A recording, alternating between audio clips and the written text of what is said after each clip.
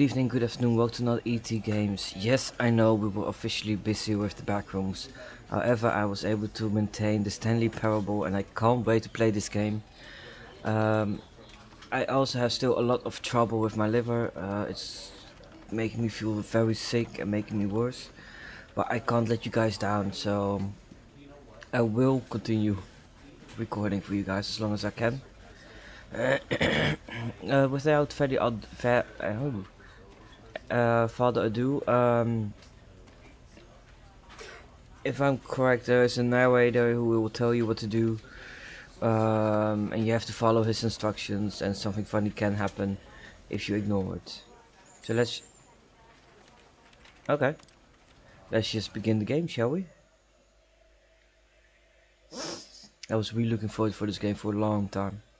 That's why I'm interrupting the back room, since that one is, I believe, gonna take a while before we're gonna be finished.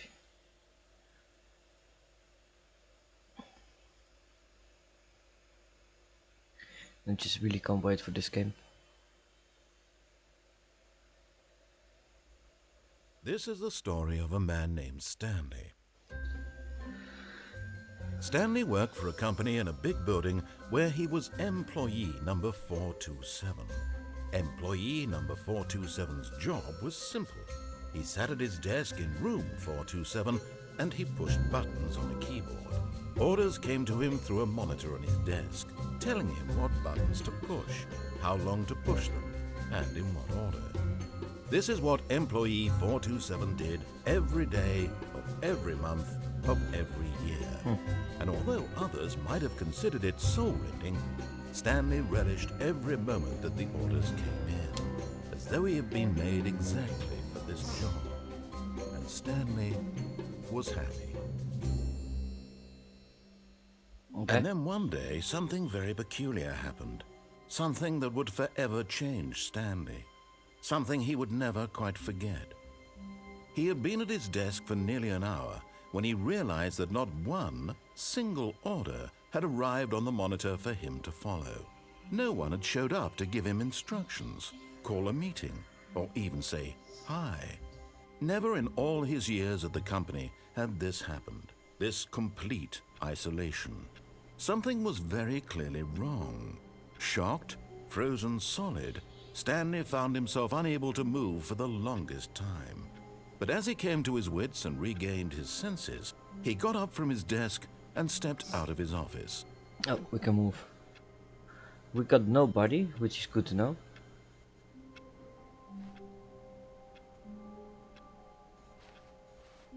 All of his co-workers were gone. What could it mean? Stanley decided to go to the meeting room. Perhaps he had simply missed a memo.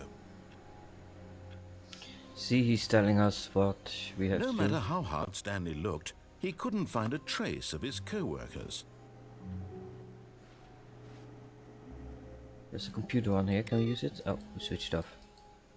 Didn't meant to do that.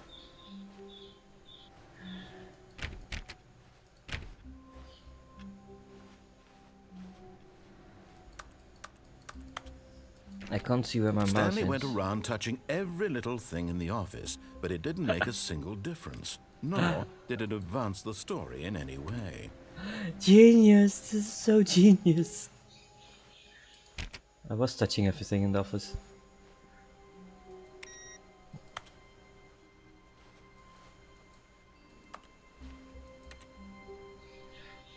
A back way out.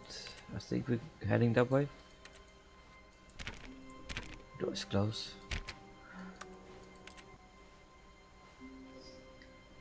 Surname access.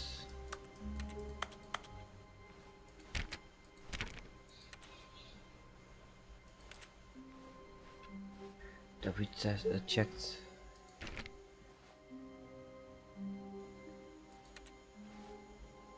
Fallen cup.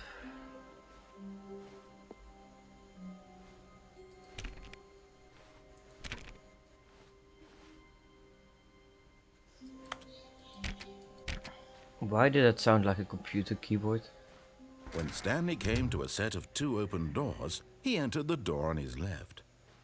Shall we be naughty? I love that one reaction, so let's go to the right. This was not the correct way to the meeting room, and Stanley knew it perfectly well. Perhaps he wanted to stop by the employee lounge first, just to admire it. Is the computer on?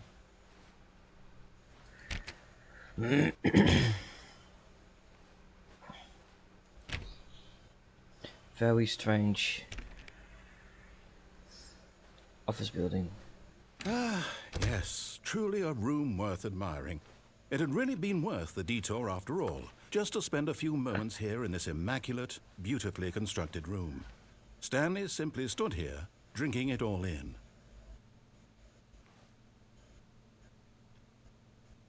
What happens if we stay here?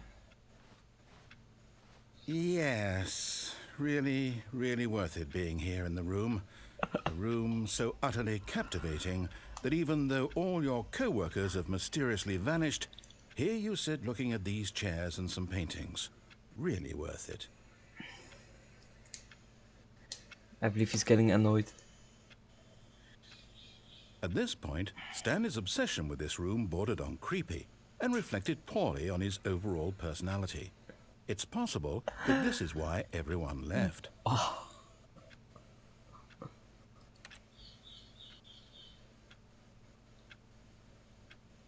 Stanley sat around waiting for more dialogue, but when a long time had passed and there was no more, he decided that the game was trying to send him a message. I love this. Oh my god, this is genius. Let's wait for one more.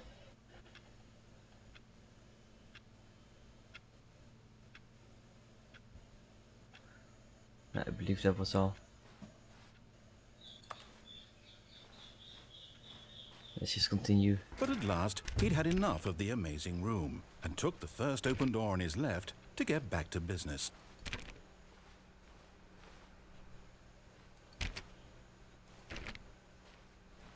Stanley was so bad at following directions, it's incredible he wasn't fired years ago.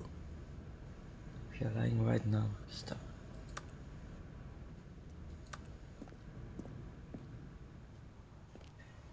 Then let me go back, then I will take the right door.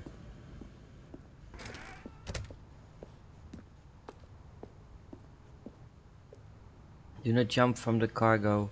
Lift while it's in motion. Will cause death. Penalty for misuse of cargo lift, $1,000. Penalty for jumping off the cargo lift, 5,000.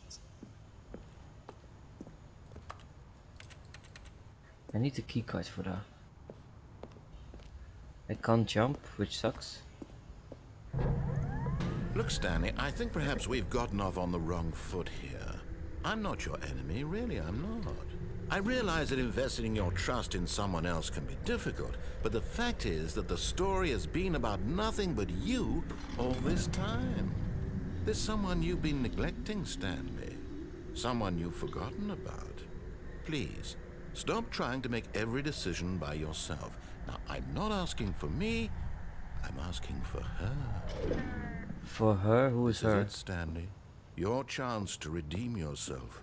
To put your work aside. To let her back into your life. She's been waiting.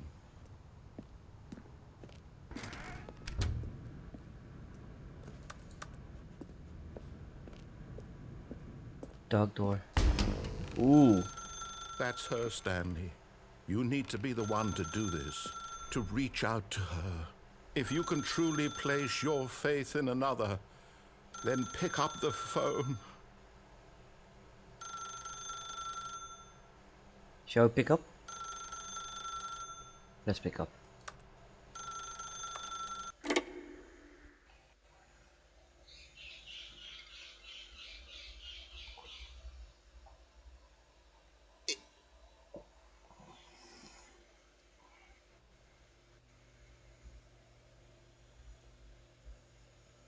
Stanley, is that you? Hold on, sweetie. Sorry to keep you waiting. I'm just pulling the bread out of the oven. All right. Okay, there we go.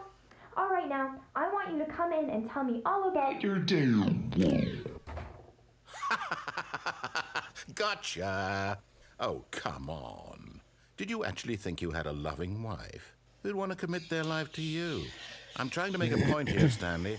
I'm trying to get you to see something. Come inside. Let me show you what's really going on here. Sorry, but you're in my story now. Well, that sucks. This is a very sad story about the death of a man named Stanley. Death? Stanley is quite a boring fellow. He has a job that demands nothing of him, and every button that he pushes is a reminder of the inconsequential nature of his existence. Look at him there, pushing buttons, doing exactly what he's told to do. Now he's pushing a button. Now he's eating lunch. Now he's going home. Now he's coming back to work. One might even feel sorry for him, except that he's chosen this life. What happens if we don't press the button?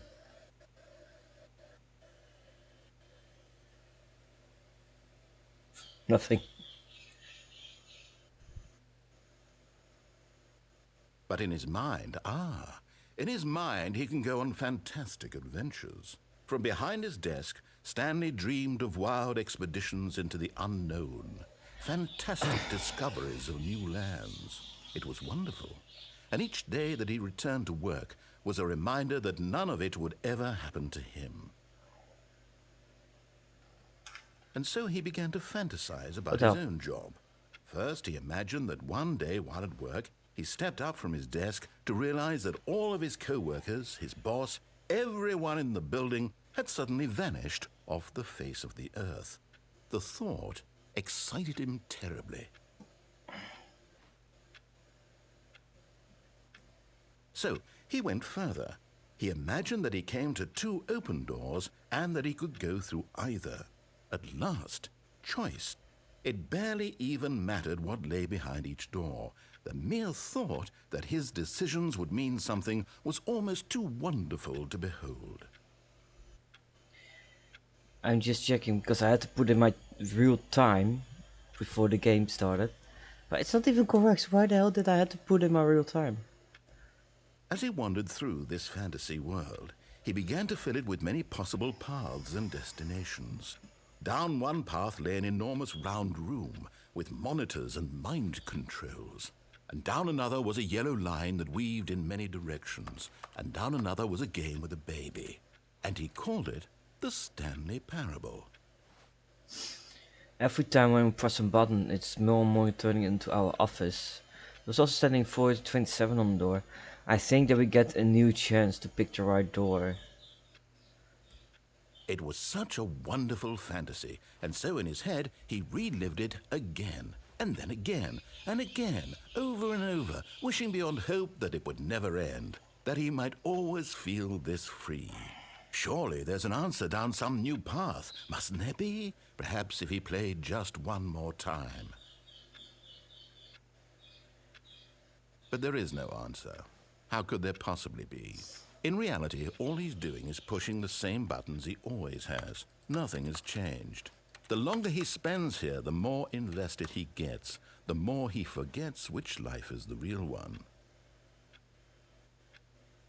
And I'm trying to tell him this, that in this world he can never be anything but an observer, that as long as he remains here, he's slowly killing himself. But he won't listen to me. He won't stop. Here, watch this. Stanley, the next time the screen asks you to push a button, do not do it.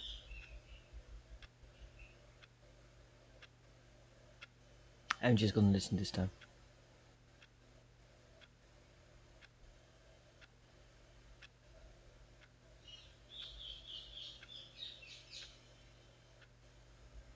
Let's just press. You see? Can he just not hear me? How can I tell him in a way that he'll understand that every second he remains here, he's electing to kill himself? How can I get him to see what I see? How can I make him look at himself?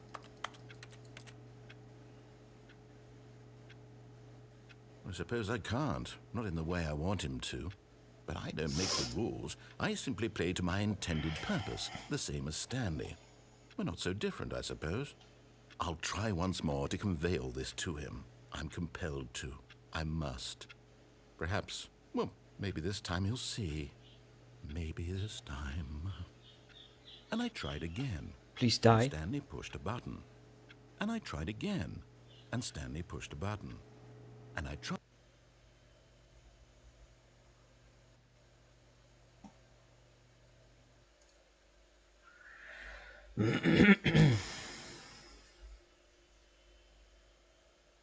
But when I didn't push a button, nothing happened. Okay, so we're gonna have All to of his redo this. co-workers were gone. What could it mean? Stanley decided to go to the meeting room. Perhaps he had simply missed a memo. We already checked this out before and we couldn't enter any of them. When Stanley came to a set of 2 open doors, he entered the door on his left. Shall take the right and then we have a final chance to turn left? Let's do that. This was not the correct way to the meeting room, and Stanley knew it perfectly well. Perhaps he wanted to stop by the employee lounge first, just to admire it. Wow, yes, this room. But eager to get back to business, Stanley took the first open door on Let's his just left. obey now. And so he detoured through the maintenance section, walked straight ahead to the opposite door, and got back on track.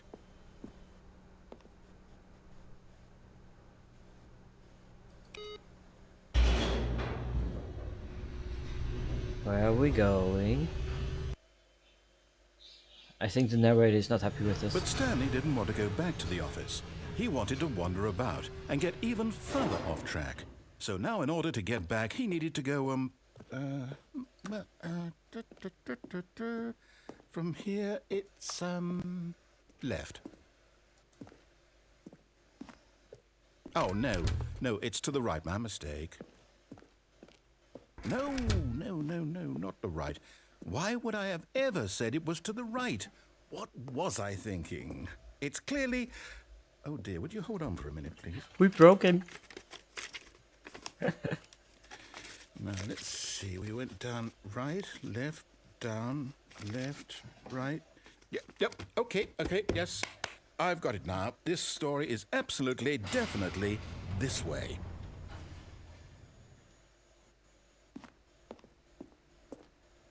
Why is there a truck standing like this?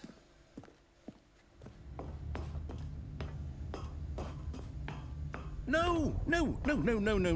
This isn't right at all. You're not supposed to be here yet. This is all a spoiler. Quick, Stanley, close your eyes.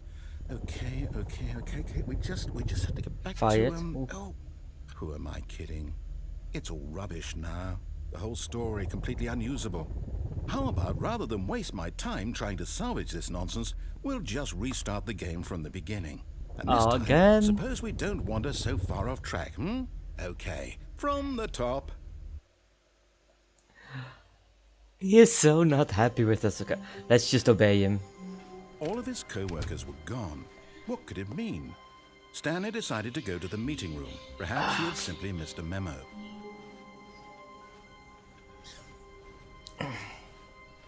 When Stanley... Wait. Just what? new? No, I restarted. I swear, I definitely restarted the game over, completely fresh. Everything should be... Oh, did something change? Stanley, did you change anything when we were back in that room with all the monitors? Did you move the story somewhere, or... Hold on. Why am I asking you? I'm the one who wrote the story. It was right here just a minute ago. I know for sure that it's here somewhere. Okay, then. It's an adventure. Come, Stanley. Let's find the story. I think this is the one.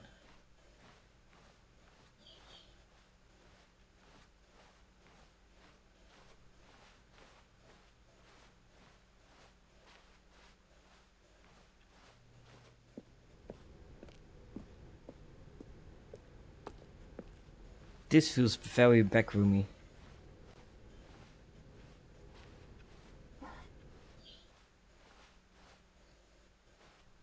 I'll say it. This is the worst adventure I've ever been on. I can promise you there definitely was a story here before. Do we need to restart the game again? Well, I find it unlikely that we'll ever progress by starting over and over again, but it's got to be better than this. Okay, let's give it a shot. Why not? Genius. This is really one of the best games ever. All of his co-workers were gone. What could it mean? Stanley decided to go to the meeting room. Perhaps he had simply missed a memo.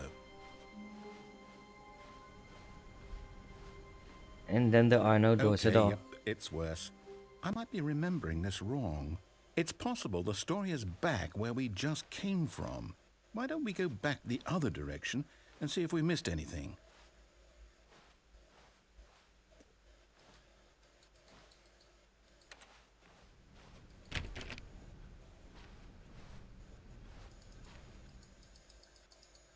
No reaction on the...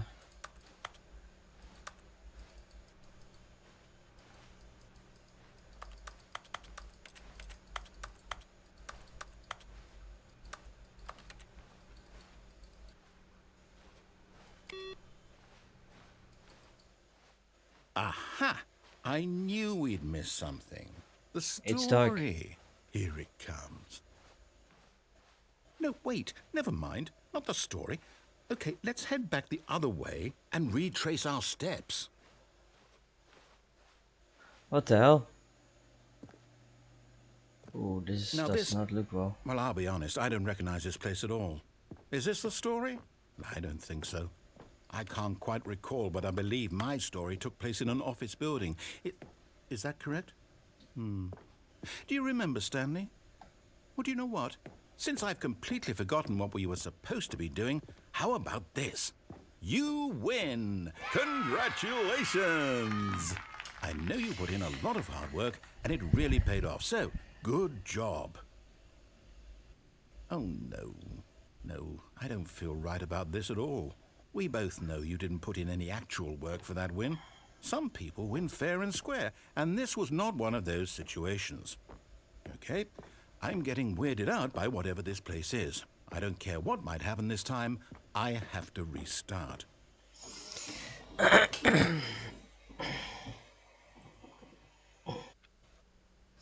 All right, The Stanley I've got Parable a Adventure solution. line. This time, to make sure we don't get lost, I've employed the help of the Stanley Parable Adventure line. Just This is follow the genius. line. How simple is that? Oh, we have to go differently.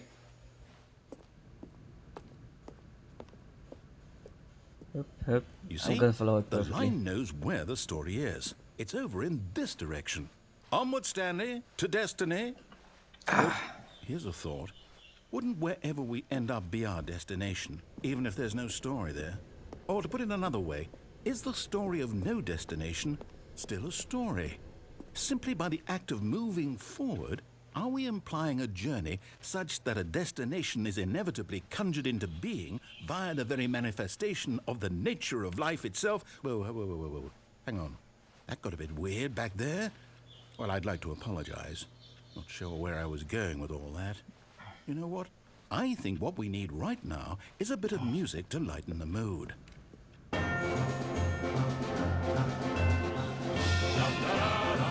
From any kind of music is using this.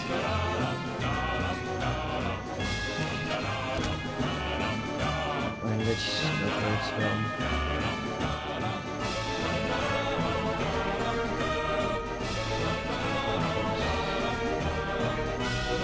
Financial records. Where the hell are we going? Wait, cut the music. Go back and look at that fern. Stanley, this fern will be very important later in the story. Okay. Make sure you study it closely and remember it carefully. You won't want to miss anything.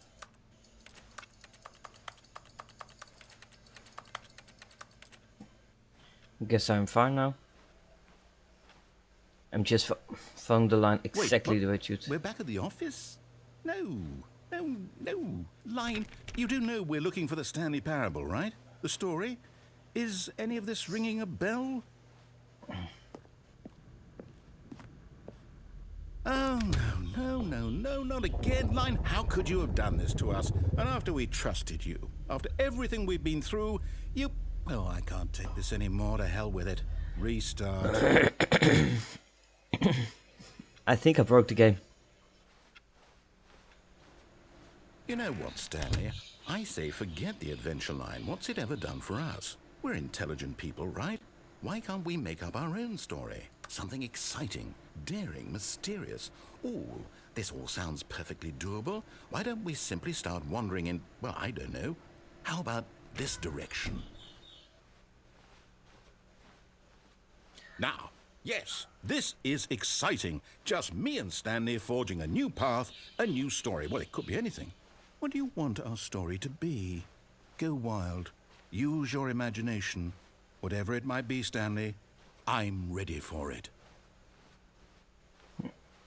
I wonder what... Oh, no, not you again. Stanley, I'd also like to veto the line from having any role in our awesome new story. No lines or monitor rooms. Just don't acknowledge it, and we should be fine.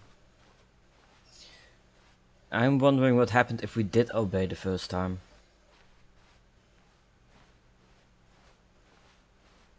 Ah, a choice. We get to make a decision. From here, the story is in our control. How important we mustn't squander the opportunity. In fact, I believe I need a minute to think here. Just walk in circles for a minute.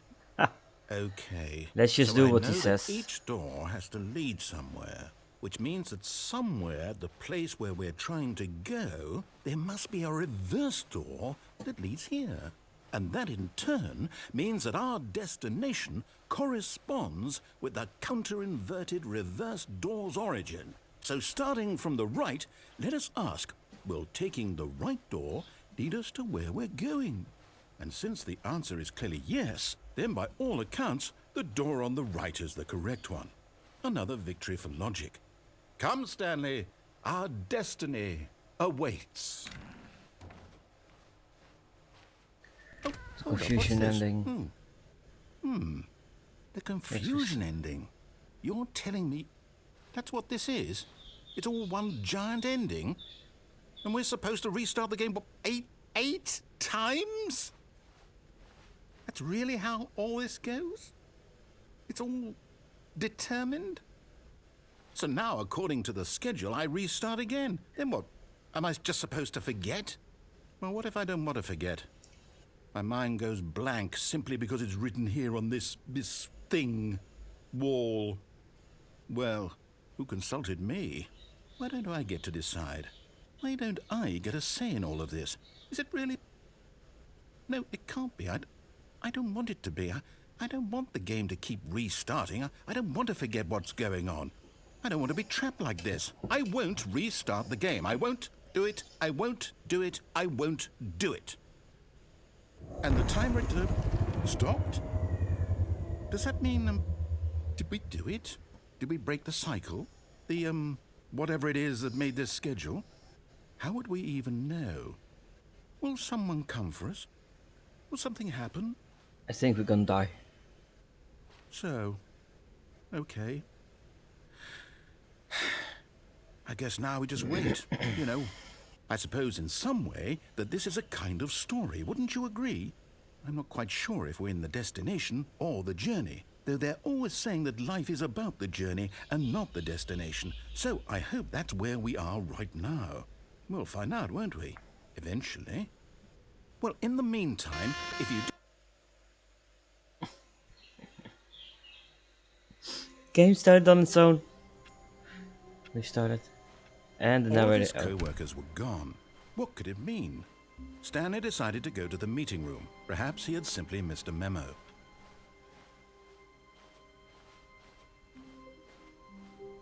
When Stanley came to a set of 2 open doors, he entered the door on his left.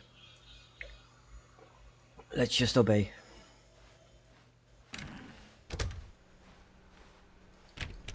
We broke the game already too much.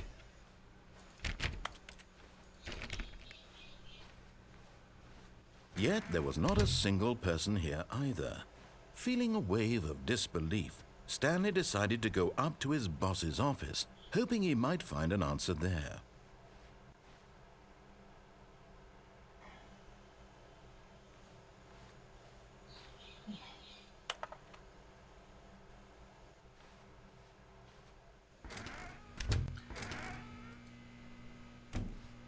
Broom closet. Stanley stepped into the broom closet. But there was nothing here, so he turned around and got back on track. Coming to a staircase, Stanley walked upstairs to his boss's office.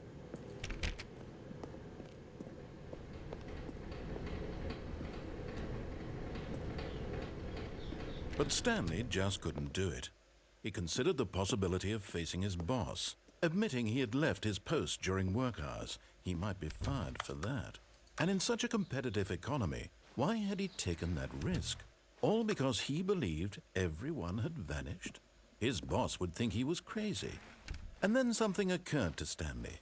Maybe, he thought to himself, maybe I am crazy. All of my co-workers blinking mysteriously out of existence in a single moment for no reason at all? None of it made any logical sense. And as Stanley pondered this, he began to make other strange observations. For example, why couldn't he see his feet when he looked down? Why did doors close automatically behind him wherever he went? And for that matter, these rooms were starting to look pretty familiar. Were they simply repeating? No, Stanley said to himself, this is all too strange. This can't be real. And at last, he came to the conclusion that had been on the tip of his tongue. He just hadn't found the words for it. I'm dreaming, he yelled. This is all a dream. Oh, what a relief Stanley felt to have finally found an answer, an explanation. His co-workers weren't actually gone. He wasn't going to lose his job. He wasn't crazy after all.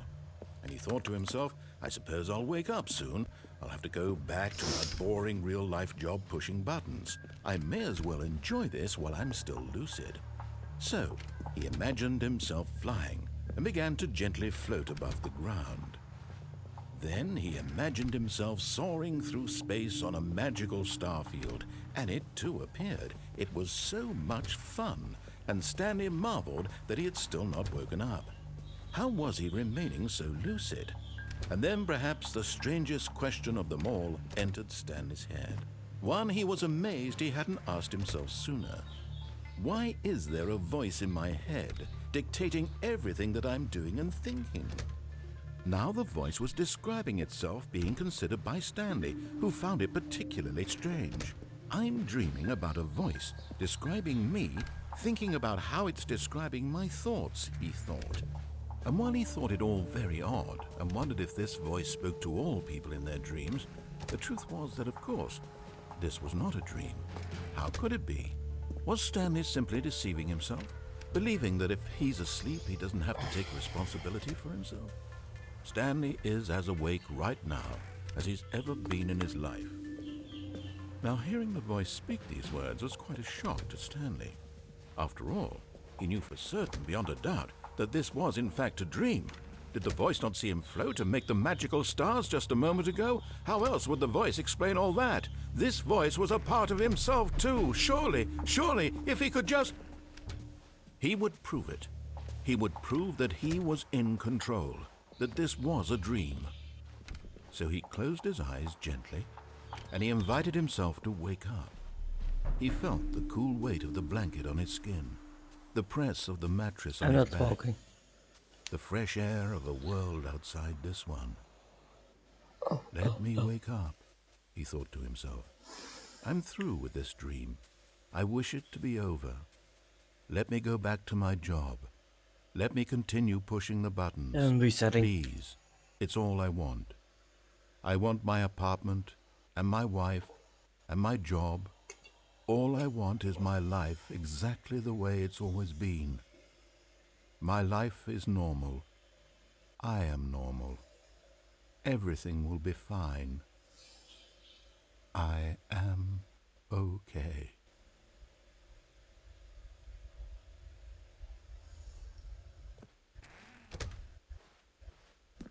Stanley began screaming. Please, someone, wake me up. My name is Stanley. I have a boss. I have an office. I am real. Please, just someone tell me I am real. I must be real. I must be. Can anyone hear my voice? Who am I? Who am I? And everything went black.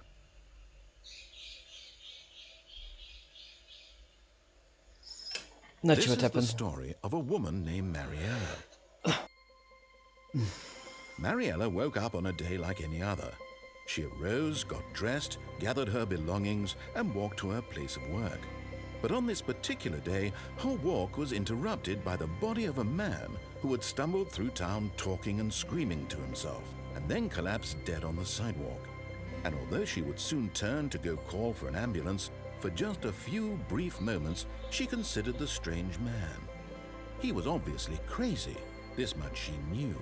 Everyone knows what crazy people look like. And in that moment, she thought to herself how lucky she was to be normal. I am sane. I am in control of my mind. I know what is real and what isn't. It was comforting to think this, and in a certain way, seeing this man made her feel better. But then she remembered the meeting she had scheduled for that day, the very important people whose impressions of her would affect her career, and by extension, the rest of her life. She had no time for this, so it was only a moment that she stood there, staring down at the body. And then she turned and ran. I guess it's us laying down there. And restarting.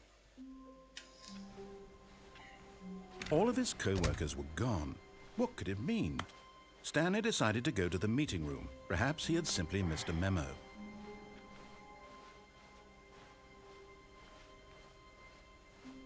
When Stanley came to a set of 2 open doors, he entered the door on his left. Okay, let's go up because down is not the right way. Yet there was not a single person here either. Feeling a wave of disbelief, Stanley decided to go up to his boss's. Coming to a staircase, Stanley walked upstairs to his boss's office. Damn. Exclusive bathroom. Money in the morning, money in the evening, money for breakfast, money crisps. Damn luxury.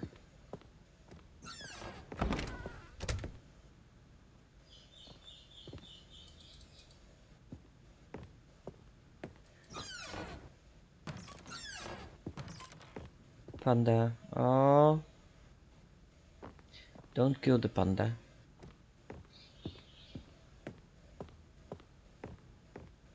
Stepping into his manager's office, Stanley was once again stunned to discover not an indication of any human life. Shocked, unraveled, Stanley wondered in disbelief who orchestrated this. What dark secret was being held from him? What he could not have known was that the keypad behind the boss's desk guarded the terrible truth that his boss had been keeping from him. And so the boss had assigned it an extra secret PIN number. 2845. But of course, Stanley couldn't possibly have known this. Yet incredibly, by simply pushing random buttons on the keypad, Stanley happened to input the correct code by sheer luck. Amazing. He stepped into the newly opened passageway.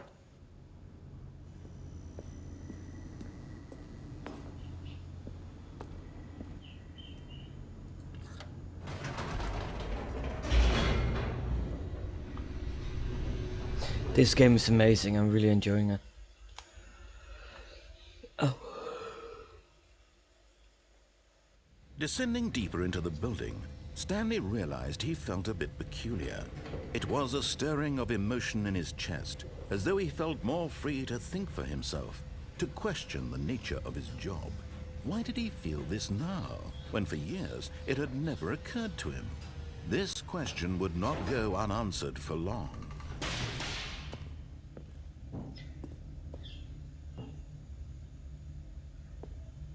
Stanley walked straight ahead through the large door that read Mind Control Facility. Oh, this is where we were above, I think. The lights rose on an enormous room packed with television screens. What horrible secret did this place hold? Stanley thought to himself. Did he have the strength to find out? Of course, yeah, but we're already up there. Now the monitors jumped to life, their true nature revealed. Each bore the number of an employee in the building, Stanley's co-workers. The lives of so many individuals reduced to images on a screen, and Stanley, one of them, eternally monitored in this place where freedom meant nothing.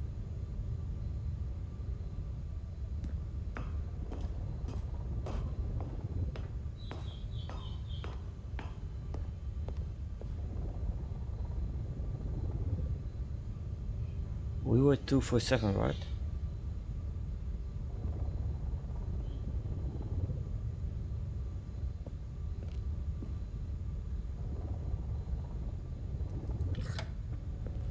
This mind control facility, it was too horrible to believe. It couldn't be true. Had Stanley really been under someone's control all this time? Was this the only reason he was happy with his boring job? That his emotions had been manipulated to accept it blindly? No, he refused to believe it. He couldn't accept it. His own life in someone else's control? Never! It was unthinkable. Wasn't it? Was it even possible? Had he truly spent his entire life utterly blind to the world? But here was the proof. The heart of the operation. Controls labeled with emotions. Happy, or sad, or content. Walking, eating, working. All of it monitored and commanded from this very place. And as the cold reality of his past began to sink in, Stanley decided that this machinery would never again exert its terrible power over another human life. For he would dismantle the controls once and for all. Okay, how?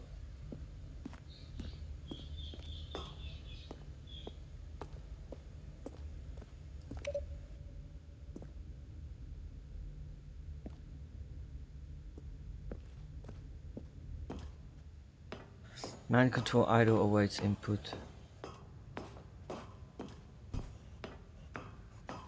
And when at last he found the source of the room's power,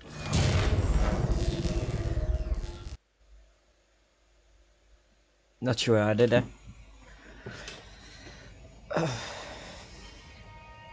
I should have let him speak first.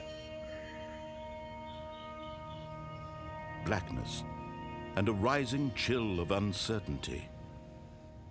Was it over? Yes. He had won. He had defeated the machine, unshackled himself from someone else's command. Freedom was mere moments away.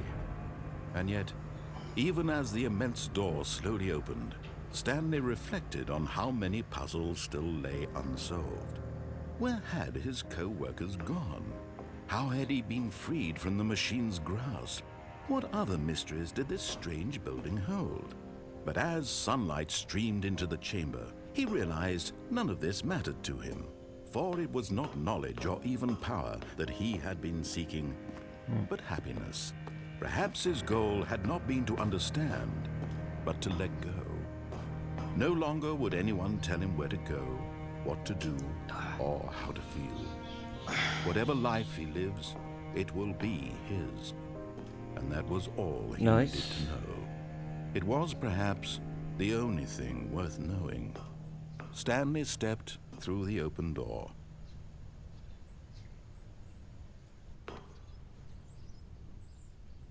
Stanley felt the cool breeze upon his skin, the feeling of liberation, the immense possibility of the new path before him.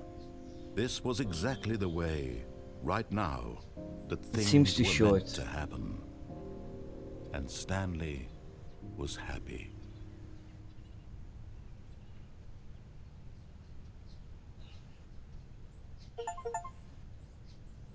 Please, we beat it.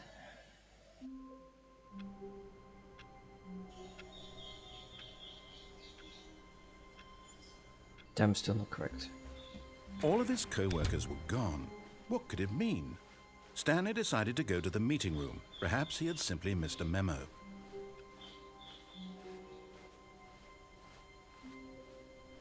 When Stanley came to a set of 2 open doors, I he just want entered to the check door on his left. What else is there? I feel like we're missing part. Yet there was not a single person here either. Feeling a wave of disbelief, Stanley decided to go up to his boss's. Coming to a staircase, Stanley walked upstairs to his boss's office.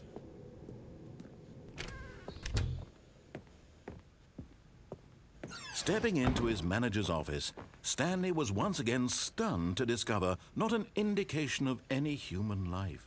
What could it mean? Stanley wondered aloud to nobody.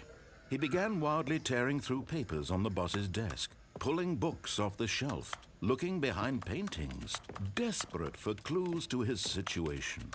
But his attention was caught by a keypad behind the boss's desk. What could its purpose be? In fact, this keypad guarded the terrible secret that lay buried below his feet. And so the boss had assigned it an extra secret PIN number, 2845.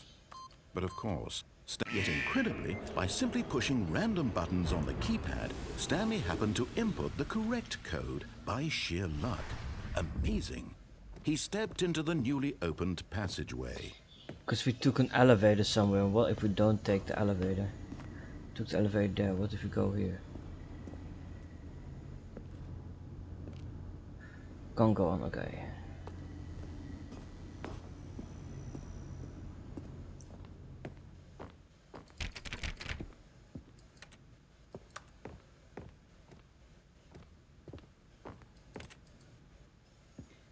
Feel like but I will finish it quick. Let's see what if we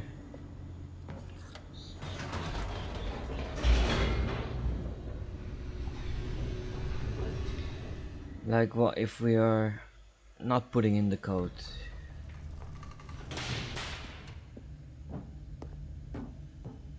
Stanley walked straight ahead through the large door that read Mind Control Facility. Although this passageway had the word escape written on it, the truth was that at the end of this hall, Stanley would meet his violent death. I think he's just scaring us. The door behind him was not shut. Stanley still had every opportunity to turn around and get back on track. At this point, Stanley was making a conscious, concerted effort to walk forward and willingly confront his death.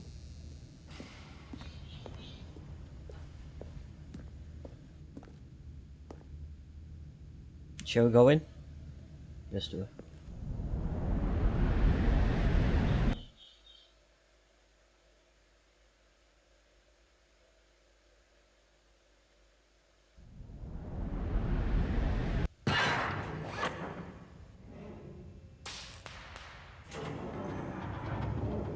As the machine whirred into motion and Stanley was inched closer and closer to his demise, he reflected that his life had been of no consequence whatsoever.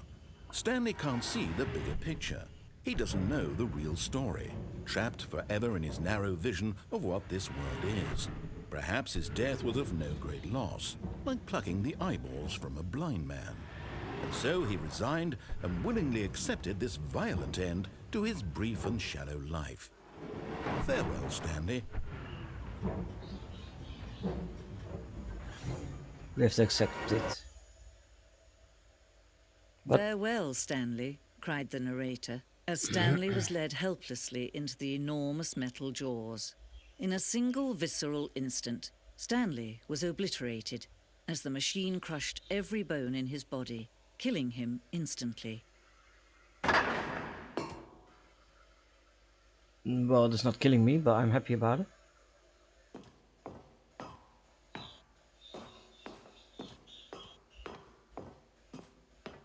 The Stanley Parable. And yet it would be just a few minutes before Stanley would restart the game, back in his office, as alive as ever.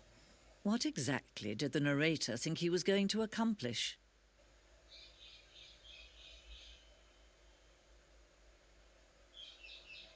When every path you can walk has been created for you long in advance, death becomes meaningless, making life the same. Do you see now? Do you see that Stanley was already dead from the moment he hit start?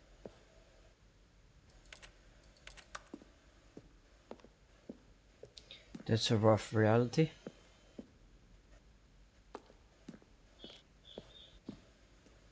This is our office.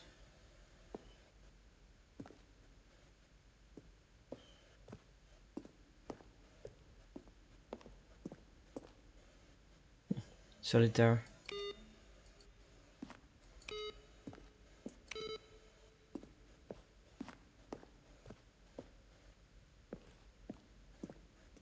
The office. Button sounds.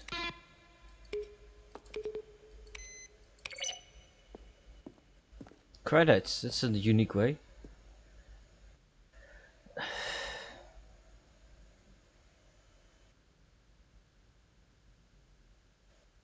Love it though.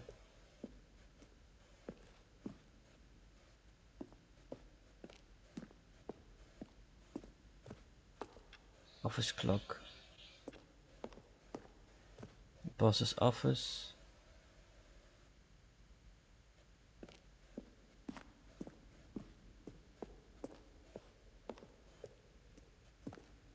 The ground.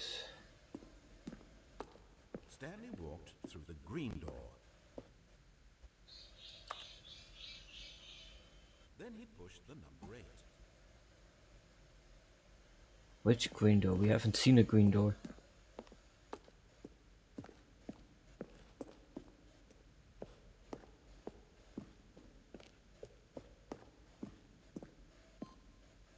Freedom ending. Countdown desk. One of the desks from an earlier version of the countdown ending.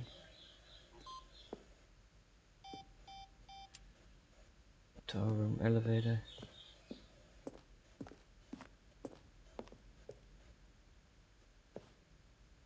Sending. Sending model.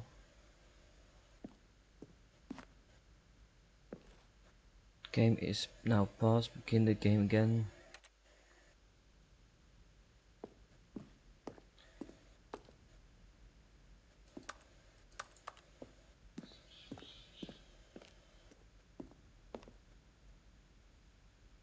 Trailers. We went for major trailers, so thesis trailers over the course of the game development, each meant to convey something about the spirit of the game. This is the first one, released in May 2012. It fuses a series of worker rooms and the voice of the narrator informing viewers that there is preparing a new version of Stanley Parable.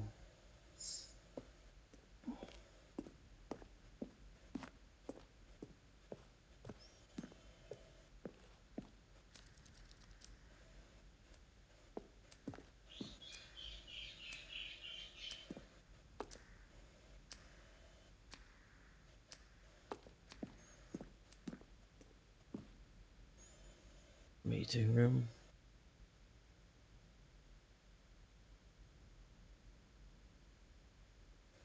One option, two option, three option.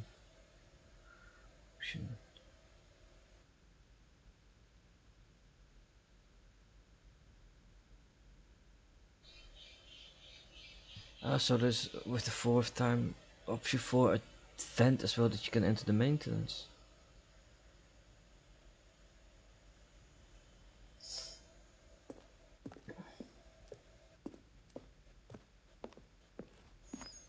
Still have to check something at the...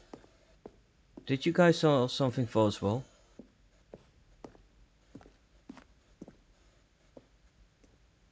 Creepy.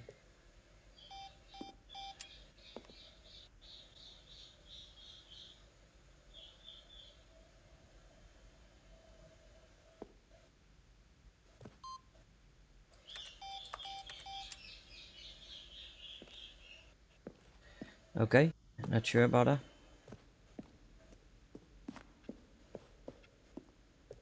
I went that way. We explored upstairs.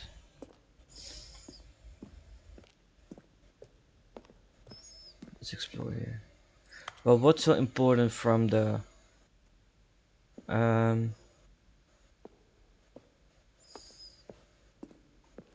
fern?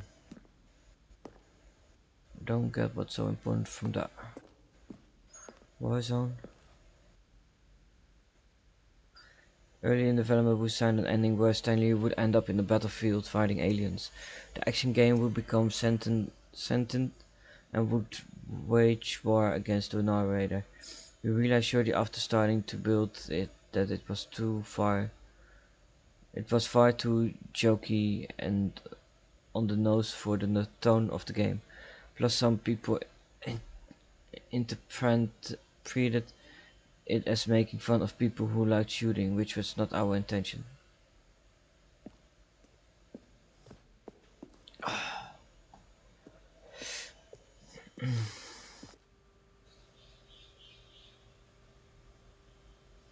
Then what is number?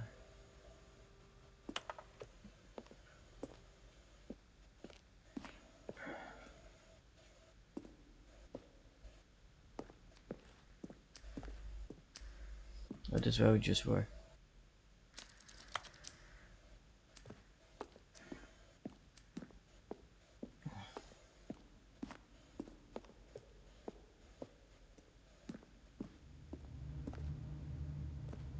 Stanley's office. From left to right, everything Stanley's office over time. First grade 2011 November.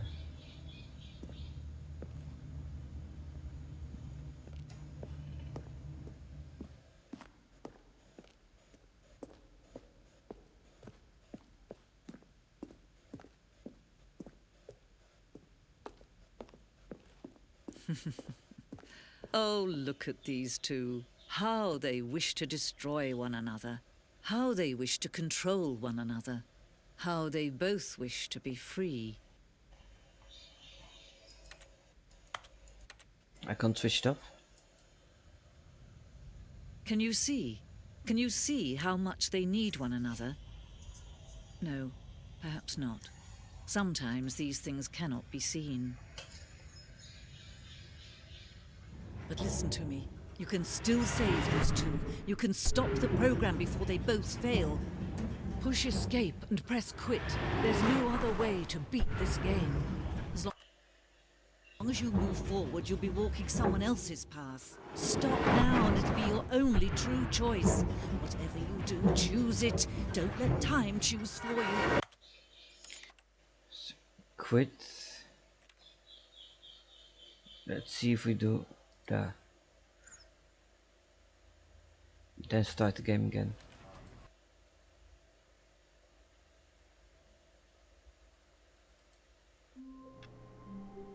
Ah, okay.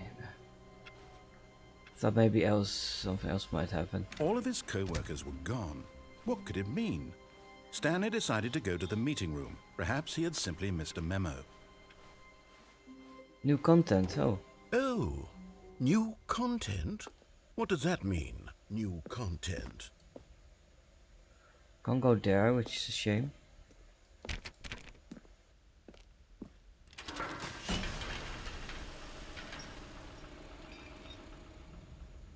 Good that I'm checking it out. Oh, fuck it.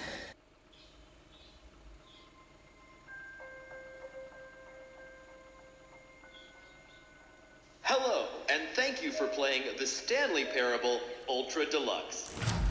As you may know, the Stanley Parable was a video game released in 2013 on home computers. After receiving critical and commercial success, it was expanded upon in 2022 with the Stanley Parable Ultra Delux, a reimagining of the game for consoles and home computers. The Stanley Parable Ultra Delux features exciting new content that broadens and expands the world of the Stanley Parable, delighting audiences the world over. Please, step inside and see what thrilling new adventures await in the Stanley Parable Ultra Delux. Oh, well, this sounds delightful. I'm very excited to see the thrilling new Ultra Deluxe content.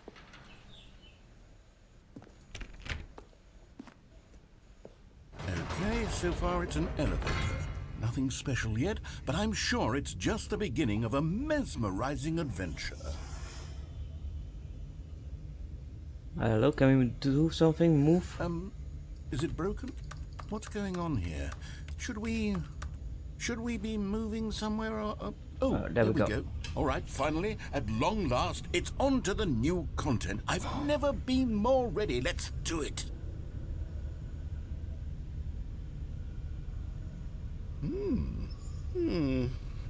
I have to say, initial impressions of Stanley Parable Ultra Delux, mostly tedious. It's as if Oh, okay. Let's see the content. Give me the content, Stanley.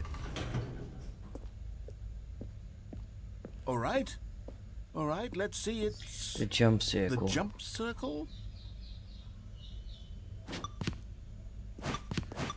So I have to jump 36 times. That's the new content. Well, we weren't able... We weren't able to jump before. Almost there. That's the new content jump circle.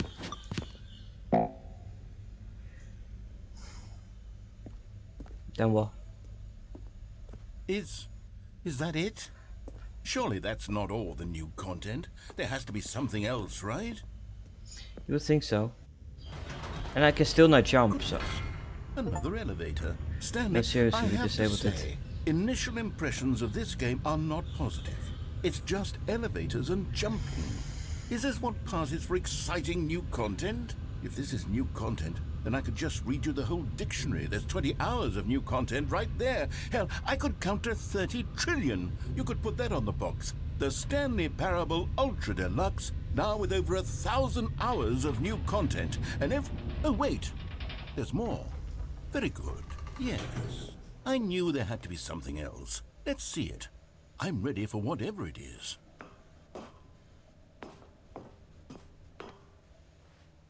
Thank you for enjoying the new That's content. it? Serious? Oh, you've got to be kidding me. You see, Stanley? This is what happens when greedy video game developers with no respect for their fan base rush a cheap expansion to market for no reason other than to make an easy dollar. And don't get me started on the level of craftsmanship that's gone into it. In fact, I'm looking right now at the game's achievements, and it's hard to believe one of them actually says, "Test achievement, please ignore." What quality assurance department signed off on this? I'm infuriated and I'm offended, and I intend to find these people on Twitter and hold them personally accountable. It's my fault, Stanley. I built up too much anticipation around the new content, I'm afraid. It could never have lived up to such expectations. If you're still with me, why don't we just reset the game and we'll try to get back to what the Stanley Parable is really about. No frills, no gimmicks. Just you and me having a great time together like always. What do you say, friend?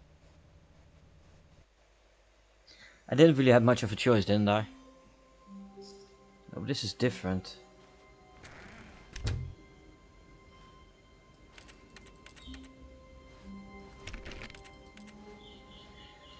This is very different.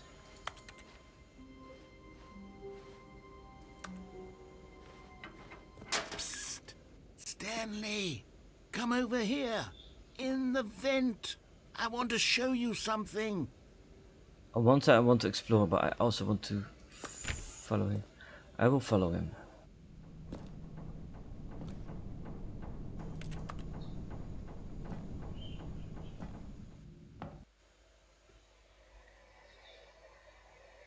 He makes me curious because he says he wants to show me something.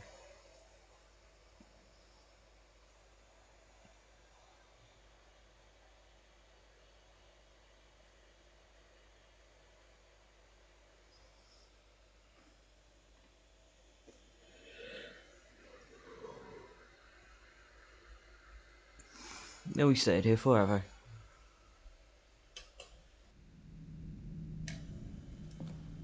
Okay, you remember how cheap and unsatisfying the new Ultra Deluxe content turned out to be? Well, it got me thinking about the past, and how much better the Stanley Parable used to be. So I made something special and tucked it away here where the game's developers won't find it. Just our little secret. Take a look. I call it the Memory Zone. It's where I've been storing all my favorite memories so I can relive the peak experiences of my life whenever I want. Experiences like the launch of the Stanley Parable on PC. You see, Stanley, doesn't the memory zone remind you of how wonderful Stanley Parable was before it was sullied with a cheap re-release? Remember back in October of 2013, when the game originally launched? Back then, video games had integrity. Back then, it all meant something. Oh, the waste. I'm glad I followed him.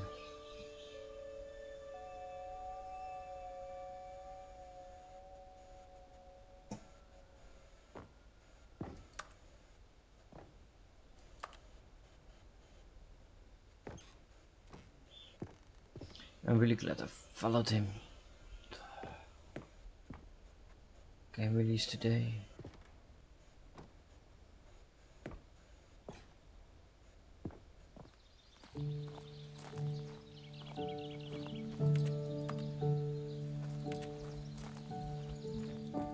And over here is where I keep reviews of the Stanley Parable. Like this stunning triumph of games journalism, 10 out of 10 from Destructoid.com. James Stephanie Sterling writes, and I quote, "Where so many games that aspire to be more than games end up less than any form of art, Stanley Parable strives and then succeeds to be every game ever created." Did you hear that, Stanley? Every game ever created. That's how grand and all-encompassing the original Stanley Parable was. It was literally every game ever created. It was Skyrim, it was Persona 3, it was all of them, and now it's nothing. It's no games at all. It isn't even the Stanley Parable anymore. It's just a husk now, a lifeless husk with an hour of new elevator content.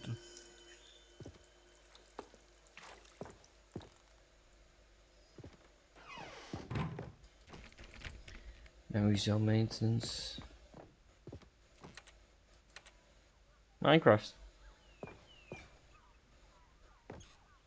I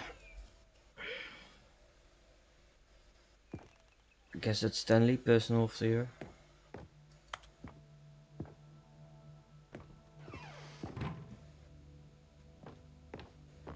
This is never the end. Here's another moving passage, this time from GameSpot.com. The Stanley Parable is both a richly stimulating commentary on the nature of choice in games and one that offers some of the most enjoyable, surprising, and rewarding choices I've ever been confronted with in a game. 9 out of 10. Don't you get it, Stanley? The game was perfect.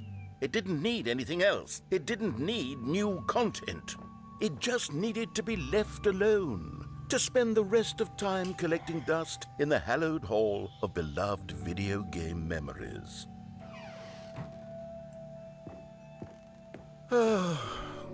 These were simpler times, Stanley. But I wouldn't give to go back to have it all over again. Wait, hang on. I don't recall this part of the memory zone before. What's this? What's down here? Oh no. Oh God, no. Stanley, it's a collection of reviews from Steam, the online video game distributor. I haven't looked at these in years. I can't even imagine what's been collecting down here. Surely these reviews were glowing as well, weren't they? Honestly, I could not be bothered to play this game to full completion. The narrator is obnoxious and unfunny, with his humor and dialogue proving to be more irritating than entertaining. Unfunny! I'm not trying to be funny. I'm trying to make a serious work of art. I suppose I could write up a handful of gags to insert into the Stanley Parable, but the game is already such a densely layered web of profound philosophical insights that I can't even imagine where I'd have the room to stick them. This game is amazing. Not sure why I never played this before. Okay, let's see what this one says. While the idea for the game is good, for someone who prefers non-linear games, this preachiness gets annoying fast. Preachy? Stanley? I'm not preachy, am I? You can tell me if I'm preachy. Honestly, you can. Oh, goodness. This is actually quite shocking for me. Well, to be honest, I had always thought of the game's dialogue as being rather terse to begin with. You can't know how much fluff I cut from the game to get it to feel as light and airy as it... Well, I always thought it did. but maybe it wasn't. Oh dear. What an awful memory to have to hold on to. These black marks on my otherwise unimpeachable track record. I feel like a failure. Like I let these people down. Perhaps the Stanley Parable isn't quite as sterling as I always remembered. Don't feel down, I love him. Don't listen to those What's assholes. this one got to say? You constantly have to stop doing anything so the narrator can catch up with his long-winded explanations of what's happening. I wish there was a skip button. A skip button? Well, yes. Yes, I think we can do that. If I'm truly too preachy, then maybe letting you skip ahead for just a moment, surely it couldn't hurt. Not if it means we can strike these negative reviews from the record. Only positive reviews of the Stanley Parable. That's my motto today, and it's always What the been hell? my motto. I'd do anything for the customer, Stanley. Yes, a skip button we shall have. And here it is. Go ahead and give it a shot. I'll pop you forward in time so that the second my incessant droning starts to bore you, with just the push of a button, you'll have zipped right past it. Hey, It's now I what have the to players talk. have been asking for, and I'm very proud to have delivered. No more listening to me rambling on and on and on. No, no, no, no. The I don't Stanley care. Parable is a game for the people. And if the people want silence, then by goodness, that's what they're going to get. Well, don't sit around waiting for me to shut up. Go ahead and make me shut up. Here, we'll pretend that I've just begun an interminable monologue, and it goes something like this. The story and the choices are what happen. What if I don't do and anything? therefore, by becoming it is. So on and so forth, until inevitably, we all until the end of time, at which time everything all at once. So, now you see, blah, blah, blah, blah, blah, blah, blah, blah, blah, blah, blah, blah, blah, blah, blah. We've eaten too much and it can't be just yet. No, no, until 245. That the logic of elimination working backwards, the deduction therefore becomes impossible to manufacture. It went on for nearly 10,000 years, until just yesterday, here and there, forward and back, and never a moment before lunchtime. It can't be. It's the only thing there is. I wonder How many if- billions left how he until reacts so if I much don't more press than the button. forever ago, which is why I say... The story and the choices, or what have you, and therefore, by becoming it is. So on and so forth, until inevitably, we all until the end of time, at which time everything all at once. So, now you see, blah, blah, blah, blah, blah, blah, blah, blah, blah, blah, blah, blah, blah, blah, blah. We've eaten too much and it can't be just yet. No, no, until 245. That the logic of elimination working backwards, the deduction therefore becomes impossible to manufacture. It went on for nearly 10,000 years, until just yesterday, here He's and just there, gonna forward repeat and back, himself. and never a moment before lunchtime. We have to press can't it. be. It's the only thing there is. How many billions left? He's just repeating himself. Oh, you're back, you see. You were only frozen in time for a few minutes, but it was plenty of time for me to deliver a long, rambling monologue full of unnecessary verbal flourishes and lengthy ruminations on the nature of choice in video games. Of course, I happen to believe it was perhaps one of my more profound such ruminations. Not that, of course, you need a description of it, but if I had to describe it, I'd say it was perhaps... Well there, sport. You really did catch me rambling on a bit, didn't you? But that's the power of the button. The minute I start to go off on a thoughtless I display think we of just have to keep pressing self-absorption, it. it's right at your fingertips. Okay, welcome back, Stanley. Now, I should say that the amount of time the button has been skipping through is becoming longer and longer. That last one was, well, I want to say maybe 30, 45 minutes? It's not unendurable by any means, but it's, well, So it's gone. there's really only so much I can ramble on to myself about. I know, it's shocking, isn't it? Stanley! Stanley, please don't push the button again. It's been 12 hours. You've just been frozen there. I don't know why the skips are getting longer, but they're really, truly getting longer, and my God, there's no way out of the room. Stanley, the door is gone. It's completely gone. I've looked at it from every angle. I've checked every one of those walls 1,000 times. And there's no door, Stanley. There's no door. There's just you and the button, and if you keep pressing it, I have no idea what will happen. I have no idea how long I'll be made to sit here, and more than anything else, I don't know how... Oh, Stanley, you're back. You're back. Oh, damn. Oh, my goodness. I have someone to talk to again. Stanley, I think it's been a week. Or 2 weeks? I've been sitting here all that time, just sitting here, not a single person to speak with. And you... Oh, hello, it's you. You're here again. Welcome. I have had time to think about you and about us and about everything we've been through. I've had so much time. I stopped keeping track after a year. Have you ever sat down in one place and not moved for one entire year? Let me describe it for you. To begin with, there is only regret. There is only the turning wheel of missed opportunities. I felt nothing at all but regret for the longest time, Stanley. He's gone.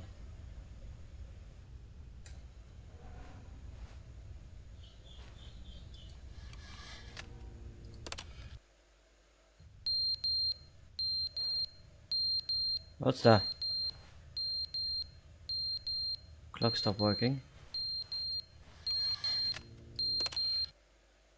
But they didn't understand the game was never meant to be funny. It was meant to have a point. It was meant to speak to the human condition. But where are the jokes? Where are the jokes? They bemoaned, they screamed, they gnashed their teeth and said, entertain us. It wasn't enough. They had to leave a pathetic... I think we're on a good way to break the game again. How much more times before we can move on? The end is never the end, is never the end, is never the end, is never the end, is never the end, is never the end, is never the end, is never the end, is never the end, He's is stuck. never the end.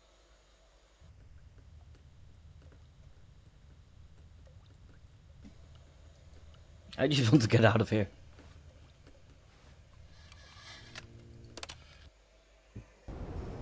Oh, damn. How much time has it been?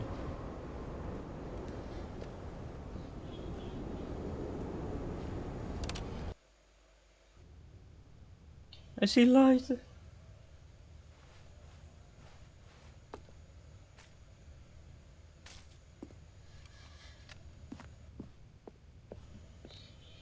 Move it, thank you.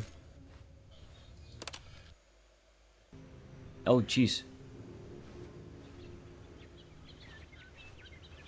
I'm afraid the narrator is no longer with us. But how can we be alive? Where's the green plants?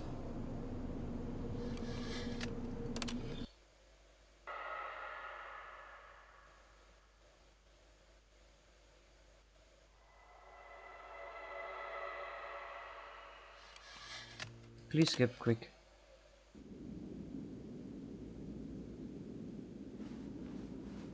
A way out.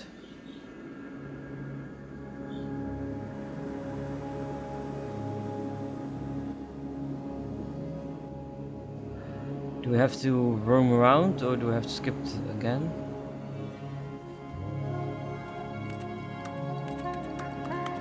We can't skip anymore.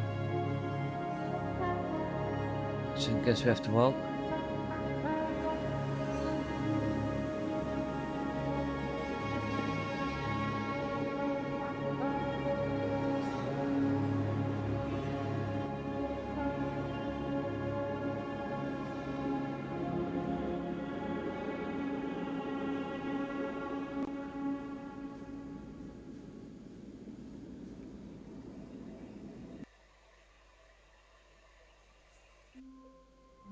And we're back. All of his co-workers were gone. What could it mean? Stanley decided to go to the meeting room. Perhaps he had simply missed a memo.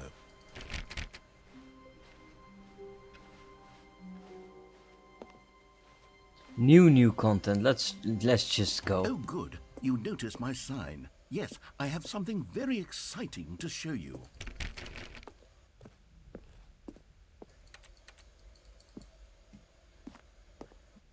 Let's see.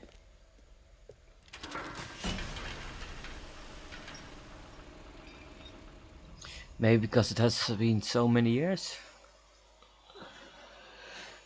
No, then the narrator shouldn't be here anymore.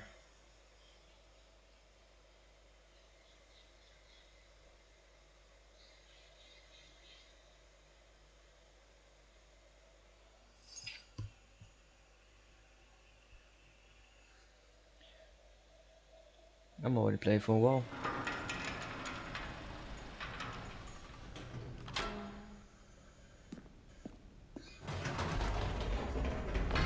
You see, Stanley, I've been reflecting on the Stanley Parable and about how roundly disappointing this Ultra Deluxe version has turned out to be.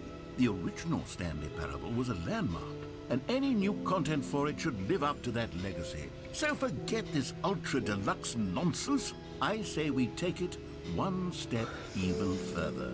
What the hell? Which is why I'm very proud to announce for the first time ever, the Stanley Parable 2.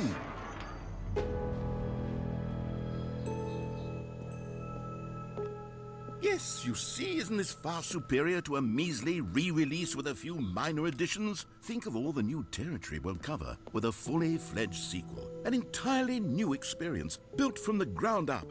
Why, there are so many possibilities. It could go in so many different directions. This is what fans have truly been asking for.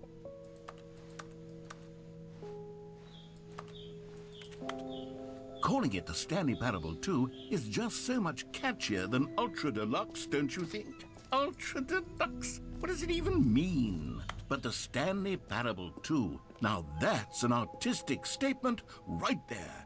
It's future-oriented. It screams progress and innovation and long-term franchising potential.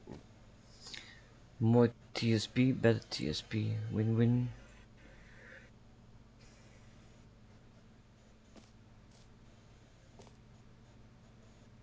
That's the fern.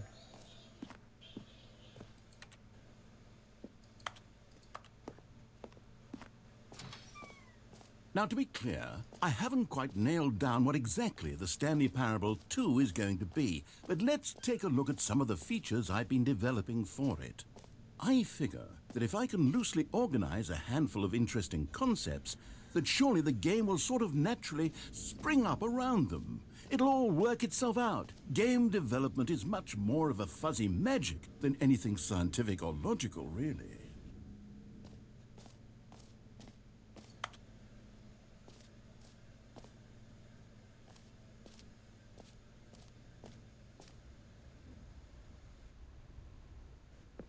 This way to the show floor.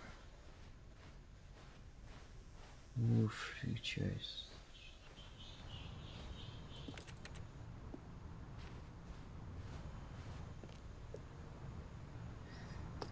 Fuck. Here we are. Go on, try out some of the new features. Reinsurance bucket.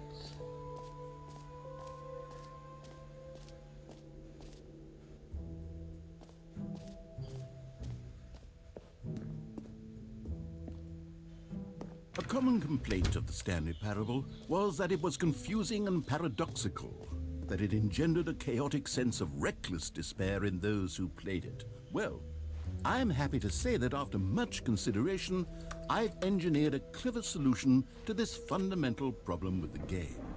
It's the Stanley Parable Reassurance Bucket. You see, Stanley, anytime you're holding the bucket, a sense of calm and ease will fill your mind and your heart. It's true. As long as you hold on to the bucket, the many disorienting contradictions of the Stanley Parable will feel perfectly normal and perhaps even comforting. You may even come to long for the gentle embrace of jarring cognitive dissonance while the bucket is in your arms. And to be honest, I will be right back. Okay guys, sorry about that, but nature is calling sometimes. it's a much more convenient solution for me than actually redesigning the game to be less uncomfortable. Can you imagine what a pain in the ass that would be? Yes, the bucket is the perfect solution. Come on, give it a try.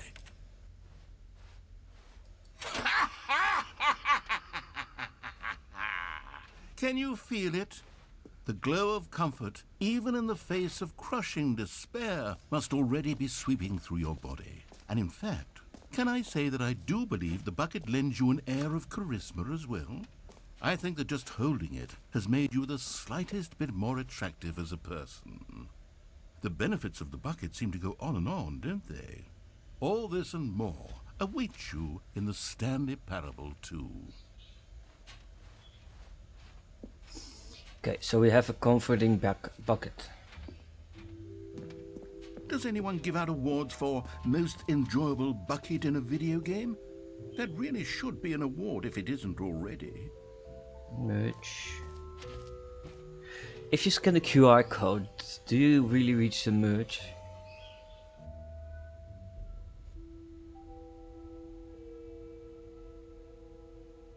You get to the official website of the Stanley Parable 2. I will explore the website later on. Street 4. Stanley Parable 2. Okay, I'll be honest, I haven't yet decided on this one. I think that in the new version, the office could use a bit of decoration, like balloons. But I'm undecided on Get Well Someday and Happy 12th Birthday. Which would you go with? Yeah, well, someday is nice. I love blue.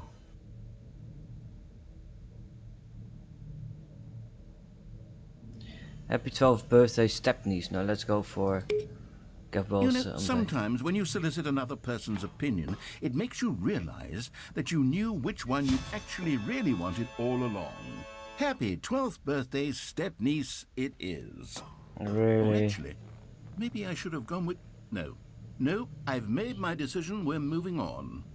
Come now, you've already made your choice. It's true that you chose badly, but we all have to move on from our mistakes. Maybe you choose badly, not me.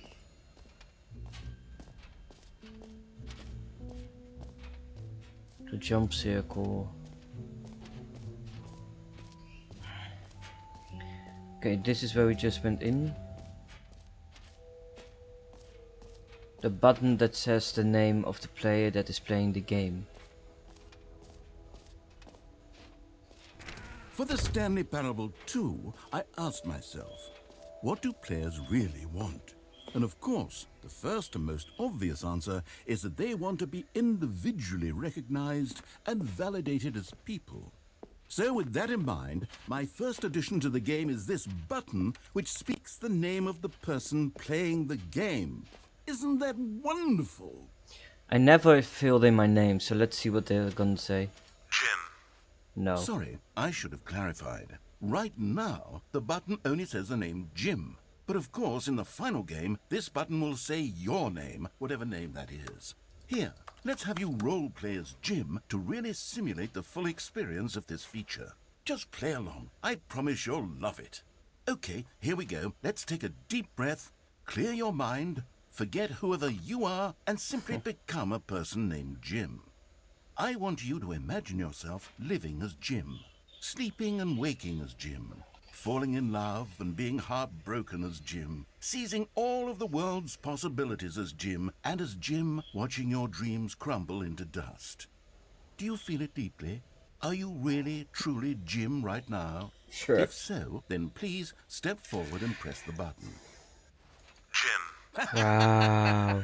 Yes! You He knows our name. What a thrill! What a rush! That was you! The Oh my button God. described you. Do it again. Do it again. Jim. It hits even harder the second time. If this were the only new feature in the Stanley Parable 2, it would still be worth the money. Let's take a break from the Jim button. I'm too emotionally drained from all of this personal validation. It would be awesome if it's gonna say my name, but then I wonder which one. My real name or my YouTube name. Since on Steam it's also my YouTube name.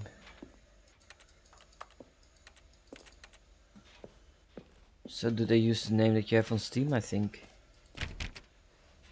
so.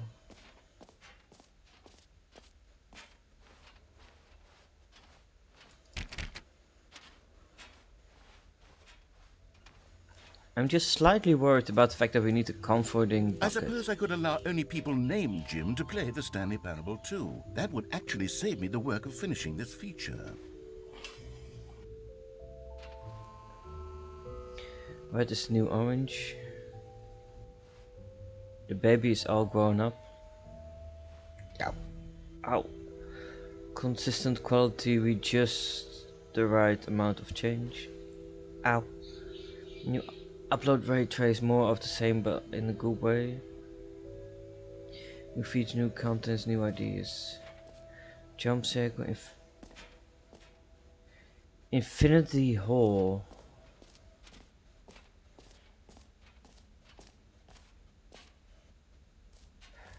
There's so much to explore. You are here. Jump circle, this map. Free archive. Oh, that would be nice. Q, that's up there. New perceived. Infinity halls up there.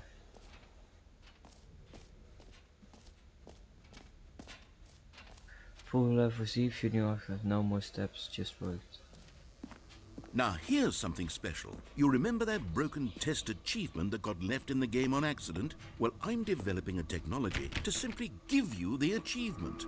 Yes, you see, you'll come to this lever and when you pull... Okay, perhaps I should have clarified. This is technology that will exist. Right now, the achievement is still fully broken. I'm not a wizard, Stanley, but I guarantee it will be fixed in the sequel to at last satisfy the hordes of ravenous fans all over the world who have been uproariously demanding this feature. Gamers, we hear you, and I promise it will happen. Well, let's just What go to the else? Infinity What other Hall. exhibits haven't we seen yet?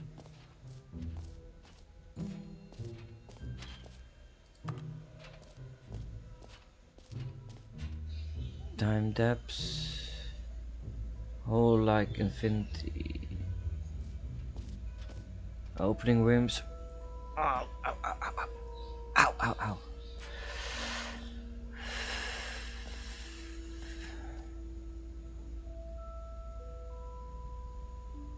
More hole.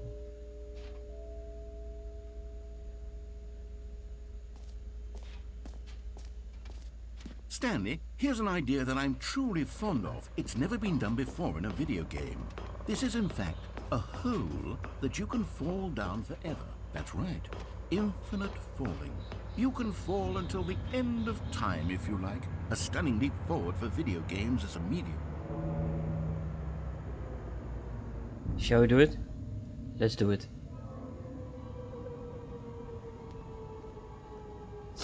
Let's see if it's infinite. Isn't it wonderful? One of my more ingenious concoctions, if I do say so. Now then, since you've gotten to see the infinite hole, you can press the teleport button to pop back up to the top, and we can continue onward. Now, I don't mean to be a bummer, but I do recommend you use the teleport button to go back to the top. Maybe do it on the sooner rather than later spectrum of things.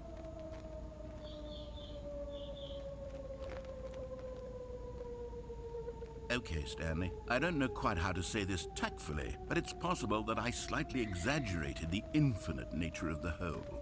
Is it a very, very deep hole? To be certain it is. It's an extremely deep hole. I don't want anyone to say that it isn't an astonishingly deep hole. It is. Is it infinite? Well, that sort of depends on your definition of infinity. From one perspective, the infinite is merely philosophical in nature. It's more of a... Oi. Okay, well, good for you. You found the bottom of the hole. How the You fuck did we found survive out, that? Stanley. I'm a liar and a cheat, and you're so clever. Look, I think the issue here is just that you're unusually fascinated by falling. What normal person actually wants to fall infinitely? I figured the hole was as deep as anyone would actually need. Don't you put this on me. Maybe you're the problem.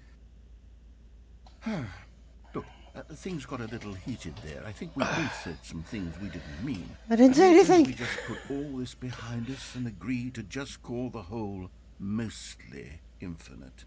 If that works for you, then go ahead and press the teleport button to warp up to the top of the hole and we can move on. I'll just be up here when you're ready. Great. Now, I'm very excited to show you... Oh, for heaven... You see, I was right. The problem is you. The problem is that you like holes too much. Not normal.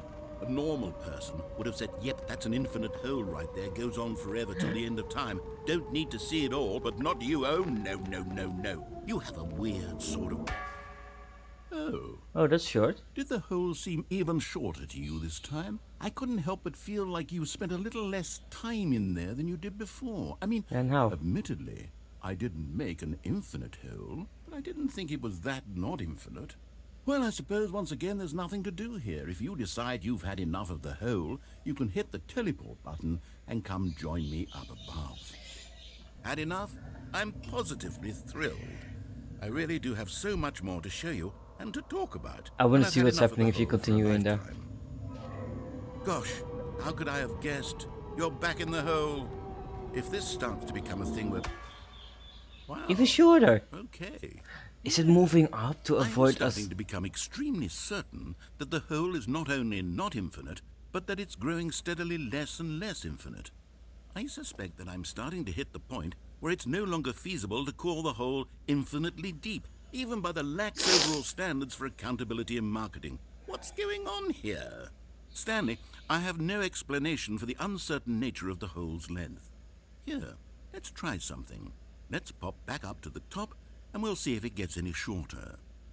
Well, there it is. Oh. The shame of my lie has come to haunt me. Not only is the hole not infinite, but it's barely even a hole at this point. It's more of a concavity, or even a very aggressive divot. How is this still appealing to you? I know you're obsessed with holes, but at this depth, I just can't see this scratching the itch. Oh no, Oh. get out. Who am I to judge? You just do whatever it is you're here to do and hit the teleport button when you're ready to move on. Oh, teleport button doesn't work. Is the, teleport button not working? No. You sure? Well, I mean, I really don't have an explanation. It was working just a moment ago. Try it again.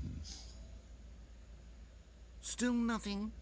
Well, I suppose there is one thing I can do to fix this. I'm out. Goodbye, Stanley. You couldn't bear to be away from the hole, and now you'll get more time with it than you could ever have asked for. It's a win for everyone. You get to be with Serious? the hole, I get to do literally anything else. Take care, Stanley. I hope you and the hole have a wonderful rest of eternity together. We will. This is... I can't get out. What the hell?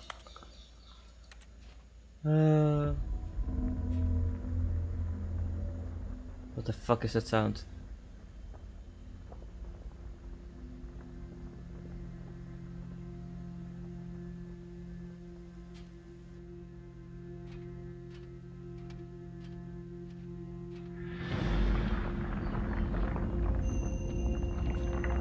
We're sinking down again.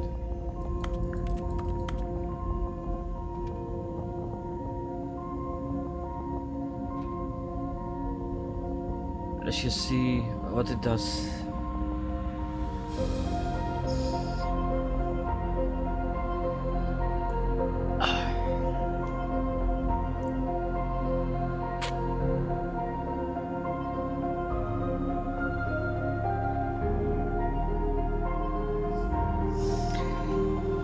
F, change your perspective. Oh.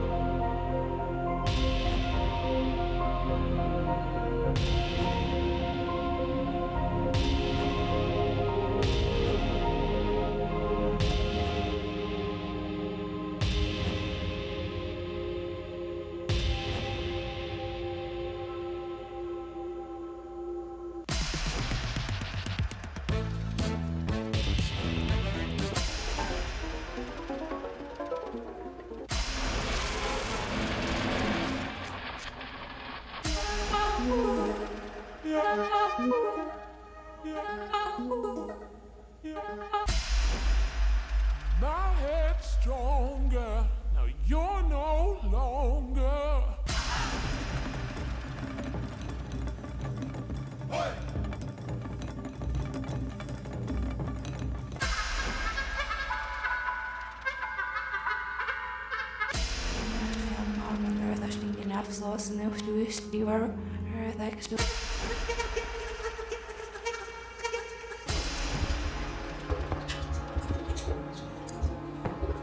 That's more like a horror game.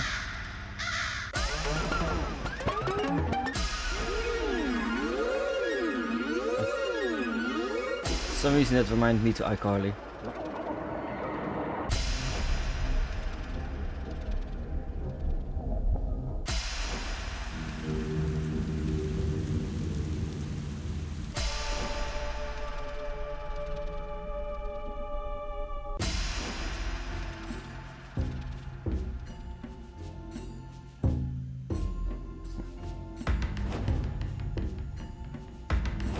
Oh. That is fun. Ah, puppies.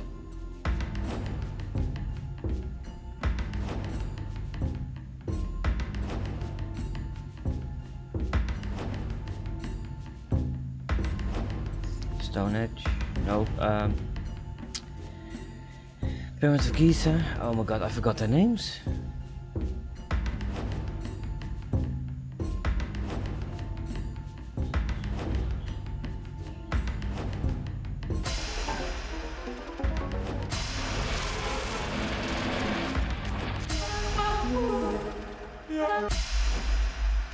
My head's stronger.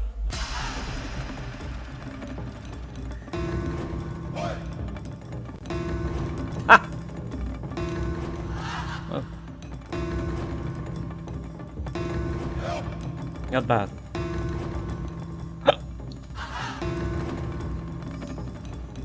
Maybe bend in English kind of.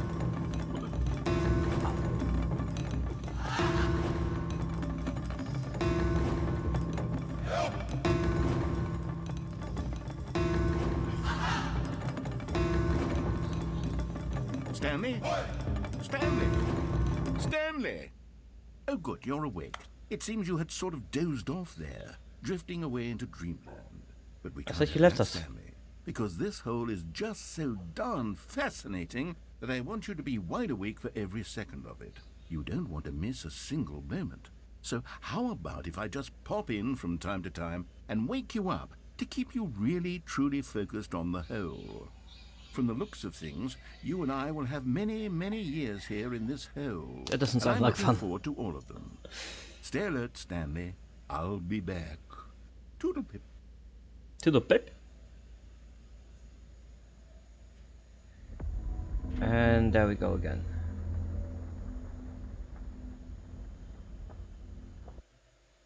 He's loading. Why is he loading?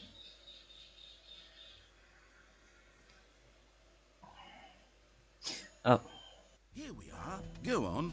Try out some of the new features.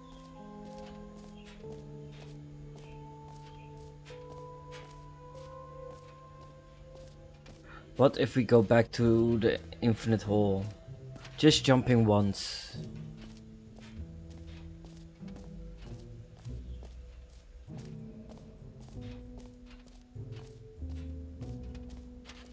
See what he's gonna say. Oh, it's locked. Not allowed to return back in. Such a shame.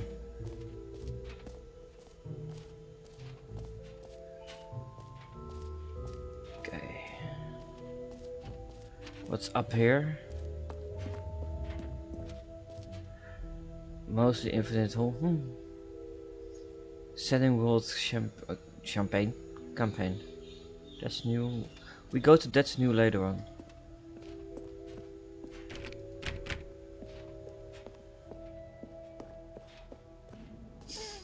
First, want to have checked everything.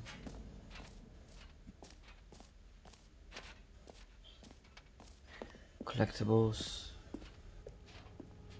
Collect them all. Sounds like Pokemon.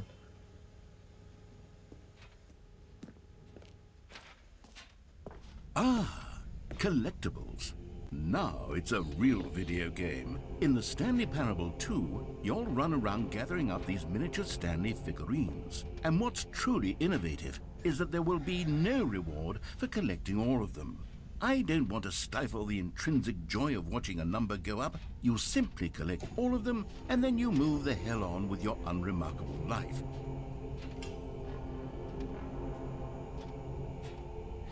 Why should I want to collect them all?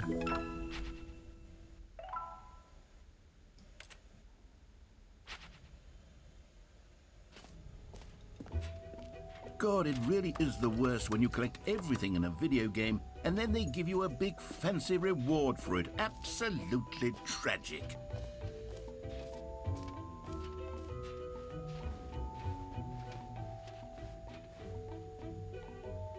I don't use the exit yet. I want to know the up there. That's new.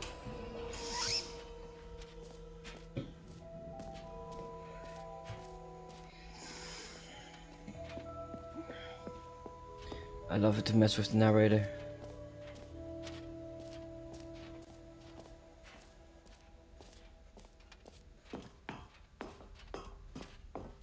An epilogue would be fun, wouldn't it, Stanley? Yes, yes, it would go at the end of the, well, we'll figure that out later. That's all. Bit disappointing. Let's just go to the exit.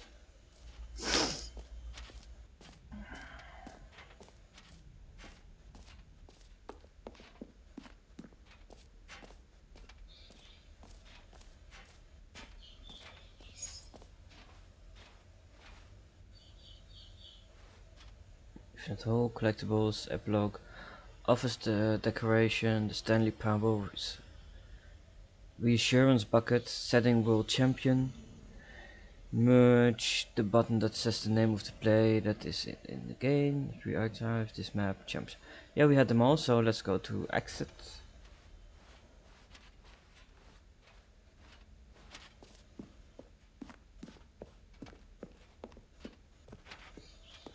All right, have you seen everything you wanted to? Ready to move on now?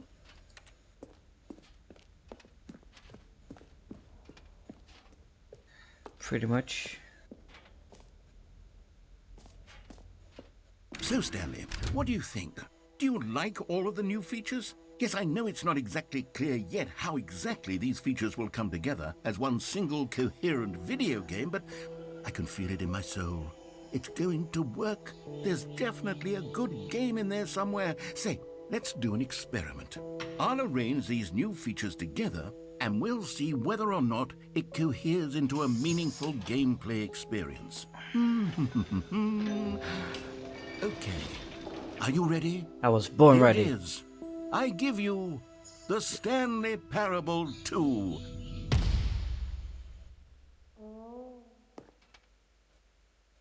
How do I get down there? Well, I mean, there's potential here, right? It's sort of... Okay, never mind.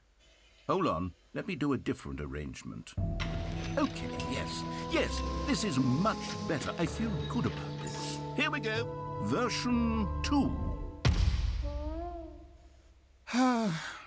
Who am I kidding, Stanley? This isn't a coherent video game at all. It's a lot of gags. And I do very much enjoy creating gags, but they don't add up to anything. I wanted more than anything to create a sequel that would capture all the magic of the first game. I wanted fans to love it. No matter how good these gags are, they won't stand on their own. They would need the structure and the gameplay of the original. Wait, maybe that's it. I can take the original Stanley Parable and simply, well, insert a few of my new features into it. Tastefully, of course. With respect. With care for the vision and integrity of the original game. Would it possibly work? I suppose it could. But it would need a really, really tremendous title screen. A title screen that says with bold and uncompromising conviction, "This is the Stanley Parable 2. Let me see if I can whip something up. All right, perfect. Go Something ahead. tells me we're gonna try it. Take a look.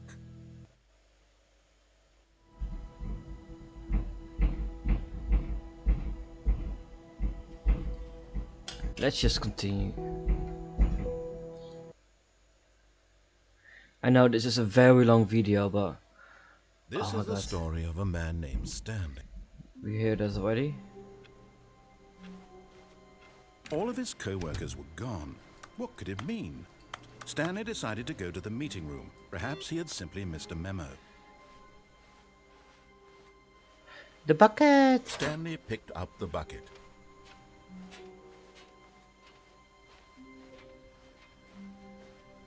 Stanley clutched the bucket tightly to his chest and entered the door on his left. This was not the correct way to the meeting room, But Stanley had felt the bucket calling to him, telling him that the employee lounge was simply the place to be. And here it was. Had the bucket turned out to be correct? Was this better than the meeting room? Yes, Stanley thought to himself. Yes, perhaps it truly was. How in snow? Never mind. The bucket was wrong. Stanley took the door on his left to go back to the meeting room. No, Said the bucket. don't go to the meeting room. Go somewhere else. The cargo lift, yes. Go there. Go to the cargo lift. Good, Said the bucket. now ride the lift all the way to the top. There's something up there I need you to do.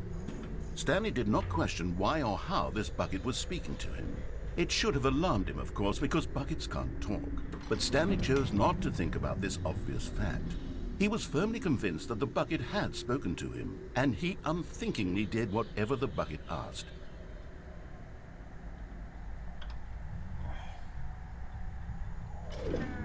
In here. Said the bucket. Go into this dark room over here. Stanley once again obeyed blindly. I have no choice.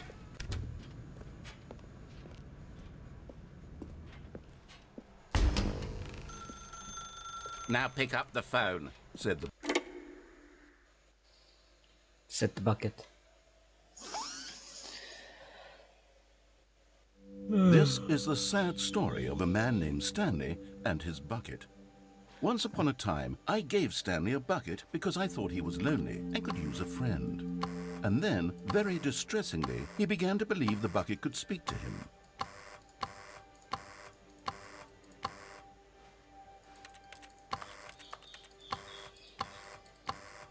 Nothing happens if you keep pressing the bell. I like this place.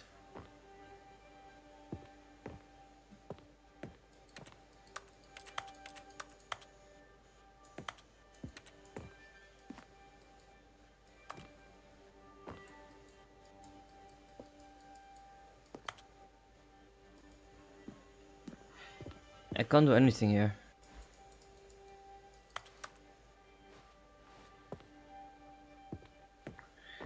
That's not a good sign.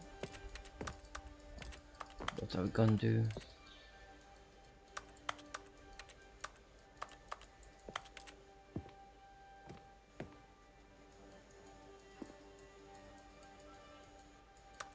Oh, bucket. Hello Stanley, it's me, the bucket. Press T to take me to work with you. The Stanley Parable Reassurance Bucket was merely meant to provide the comforting glow of companionship. It doesn't literally talk and give you orders. Whatever Stanley is hearing the bucket say to him is just in his head. I have to get to my desk, I guess. Oh yeah, there's the bucket. Bucket. Feed to make me go home with you. No, I think we will go back and forth. Lately, I've been concerned about him. Wouldn't you be concerned as well? To see him delusional like this, obsessing over an inanimate metal object? I want to say something to him, but I don't know how I can convince him. I don't know if he'll listen to me. Of course not. Oh, I'll try anyway. Stanley, can you hear me? Listen to me. It's just a bucket. It can't think, it can't talk. All it will ever truly do for you is effectively transfer a liquid from one location to a different location. That's it. It doesn't do anything else. Don't listen too loud, man. Ow. You see, he's not listening. He's still taking orders from the bucket. You know, once upon a time it was me he took orders from. Me he trusted and listened to. Now all he cares about is his awful bucket. This stupid hunk of metal. Ignore anyone in your life except... we're gonna be stuck if I don't do it. It's sad. I suppose he doesn't need me anymore. From now on, he's just going to cling to this bucket, this cold, empty bucket, this sort of shiny bucket. Well, I'll give it this. The bucket does have a nice shine to it. You believe I'm real, don't you, Stanley? Press C to go home. Yes, I suppose on closer inspection that it doesn't quite look like your average hardware store bucket. It's just a little more, what am I trying to say? Sturdier, more capable of transporting liquid. Like it would be better at moving an amount of water from one room to another. To relive the same day. We lived the same day over and over and over. Oh my God, what am I saying? Better at carrying water from room to room. It's a bucket. It's literally just a bucket. Why do I feel some need to point out the ways in which it's so much more than just a regular bucket? Oh, no. It's getting darker. I'm having feelings for the bucket. No. What's going on? Why do I want to be with the bucket? Hear what the bucket has to say. Do anything it asks. What's wrong with me? I don't understand. Perhaps if I had the bucket, this would be less confusing. Yes, the bucket could tell me what to do in this troublesome situation. Stanley, give me the bucket. Give it to me. Give me the bucket, Stanley. I need it.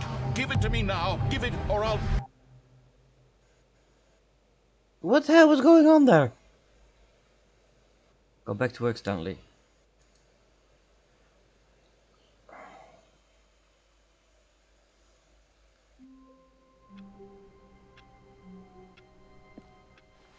Someone was following Stanley. He was sure of it.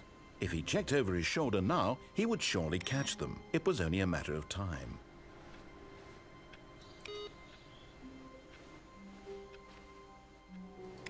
I don't like the idea of being followed.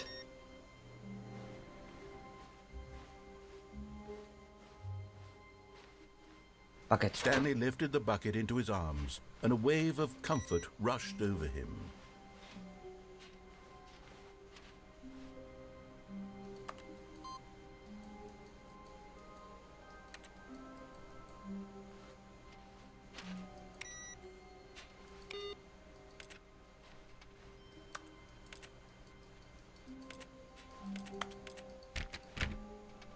Not sure how I can put in another input.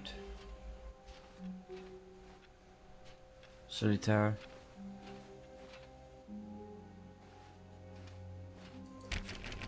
I think still close. Stanley clutched the bucket tightly to his chest and entered the door on his left. Let's follow the rules.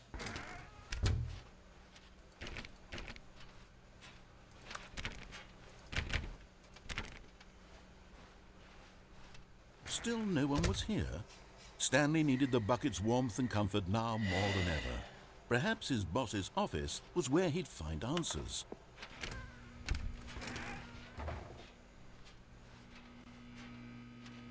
Oh, Stanley, can you feel it? The broom closet. It wants the bucket. You can feel that, can't you? The aura of jealousy. It's as clear. Coming to a staircase, Stanley and the bucket walked upstairs to the boss's office. But Stanley just couldn't do it. He considered the possibility of facing his boss, admitting he had left his post during work hours. He might be fired for that. And in such a competitive economy, why had he taken that risk? All because he believed everyone had vanished? His boss would think he was crazy. And then, something occurred to Stanley. Maybe, he thought to himself, maybe I am crazy. He looked down at the bucket in his arms. Am I crazy? He asked the bucket.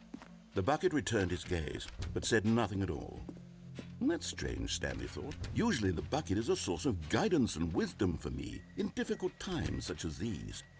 He held the bucket close, yet felt none of its familiar reassurance and comfort. And that's when Stanley realized, this isn't my bucket. It's just a normal, everyday bucket. Someone else's bucket, perhaps. How did I end up with someone else's bucket? This is all terribly wrong. Surely no good would come from this. Who knows what sorts of bizarre hallucinations Stanley might experience without the psychologically grounding presence of his bucket. And indeed, now he noticed that the rooms were repeating, which was, of course, very odd. And now he felt himself floating off the ground. Oh, gracious, he exclaimed. Without my bucket, I've gone truly mad. Where is it? I must find it. Far off in the distance now, he heard it, calling to him. Stanley! Stanley, it's me, the bucket. Could it truly be? He rushed forward from room to room, passing by one bucket after the next. None of them were his. None of them were his special bucket. Come to me, Stanley. Find me. He had to find the bucket. He had to return to his old friend. It was the only way to truly restore his sanity. And then suddenly, he froze dead in his tracks. He knew where the voice of the bucket had been coming from. The real bucket was inside of him all along. It was incredibly painful. Stanley doubled over in agony and blacked out. Okay, so that one is different. This is the story of a woman named Mariella. Her again. Mariella woke up on a day like any other. She arose, got dressed, picked up her bucket of comfort and security, and walked to her place of work. But on this particular day, her walk was interrupted by the body of a man who had stumbled through town, talking and screaming to himself, and then collapsed dead on the sidewalk. Right away, she knew what the problem was. This man had no bucket. Of course he'd gone mad, ranting and raving about a narrator describing all of his actions and how everything is predetermined and free will is an illusion and it's all just a video game. It could all have been prevented if only he'd taken his bucket with him. Perhaps he didn't even realize he'd forgotten his bucket at home in the first place. How cruel the world can be, Mariella thought, and she hugged her own bucket even tighter. But of course, she had no time for this. There were a myriad of confusing problems she would soon have to confront at work, for which her bucket would provide absolute guidance and total clarity on everything. Heck yes, she thought to herself, my life kicks ass. And she backflipped all the way to work. Backflipped even. Not just, wow, backflipped. All of his co-workers were gone. What could it mean? Stanley decided to go to the meeting room. Perhaps he had simply missed a memo. No matter how hard Stanley looked, he couldn't find a trace of his co-workers. The confusion and the chaos all seemed to melt away as Stanley embraced the bucket. So we need 3 more. Is that maybe the other ends? The other ways? Like if I take the right door now? Stanley clutched the bucket tightly to his chest. This was not the correct way to the meeting room. But Stanley had felt the bucket calling to him, telling him that the employee lounge was simply the place to be. And here it was. Had the bucket turned out to be correct? Was this better than the meeting room? Yes, Stanley thought to himself. Yes, perhaps it truly was. How insightful the bucket turned out to be. No, never mind. The bucket was wrong. Stanley took the door on his left to go back, and so the two of them detoured through the maintenance section and walked straight ahead to the opposite door. I do hold a close eye on my phone as well, because I suspect a message or a call or whatsoever any moment from my liver specialist. Stanley, I'm glad you hurting found here your a way lot. here. I knew you'd find this place eventually. That's You a see, big ass your baby. friends and I are concerned for you, Stanley. We've come together here because we care about you very much. It's this bucket you're carrying around everywhere. The bucket isn't even from the original Stanley Parable. It's just sequel content. We're the ones that matter, Stanley. Classic characters from the first game, like the Adventure Line and the Broom Closet. Because that's what fans want from a sequel. They want more of their favorite jokes, not this bucket that they've never seen before.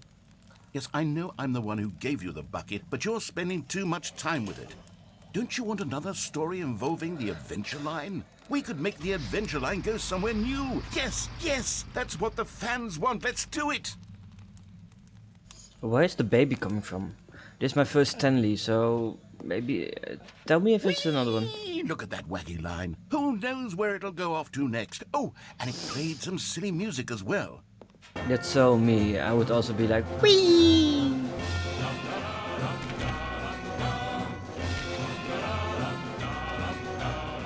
Now this is what the Stanley Parable is all about. Don't you remember all those great jokes from the original dialogue? Also, Stanley is addicted to drugs and hookers. Yes, it's as classic now as it was back then. Let's do it for the fans, Stanley. Let's give them more content exactly like this. But if we want to do that, you're going to have to give something up. No. I don't want to give up my bucket. If you connect to my bucket.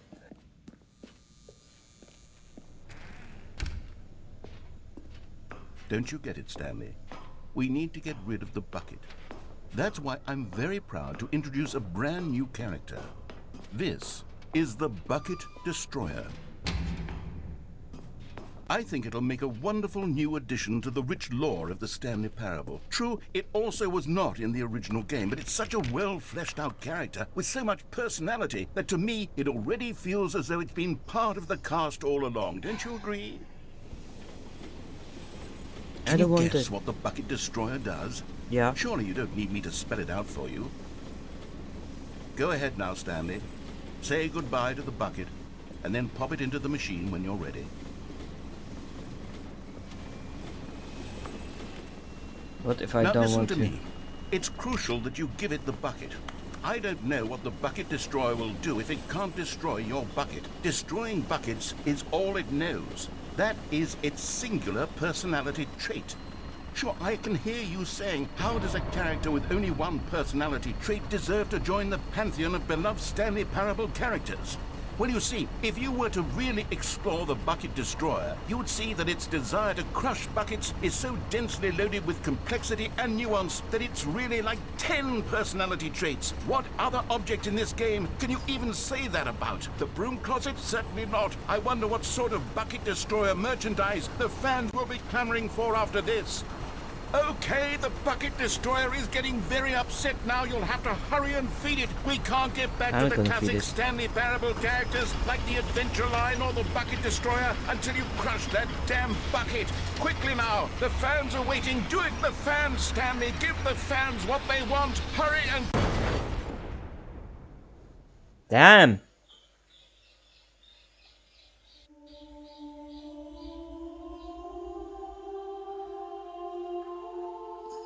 The Bucket Destroyer. My prized creation. You had so much potential. We were going to do such marvelous things with you, tell such spellbinding stories about you. All of it squandered now. Goodbye, new friend. For the moment in time that you were here, you were magnificent.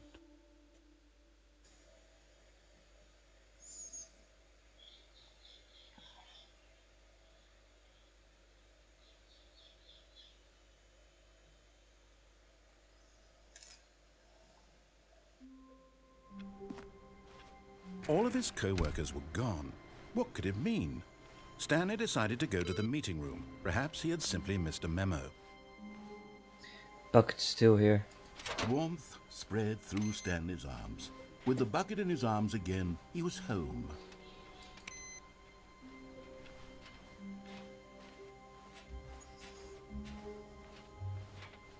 Stanley clutched the bucket tightly to his chest. This was not the correct way to the meeting room.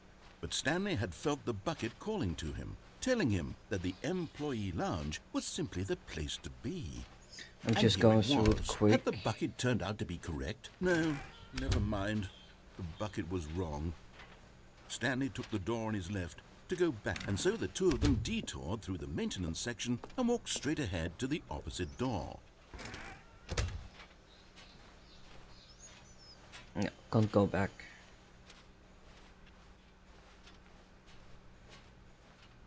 Still no one was here. Stanley needed the bucket's warmth and comfort now more than ever. Perhaps his boss's office was where he'd... Coming to a staircase, Stanley and the bucket walked upstairs to the boss's office. Let's see what if you don't press in the code. Stepping into his manager's office, Stanley was once again stunned to discover not an indication of any human life. Crushed by the weight of this revelation, Stanley may have broken down into an emotional dumpster fire if not for the soothing presence of the bucket.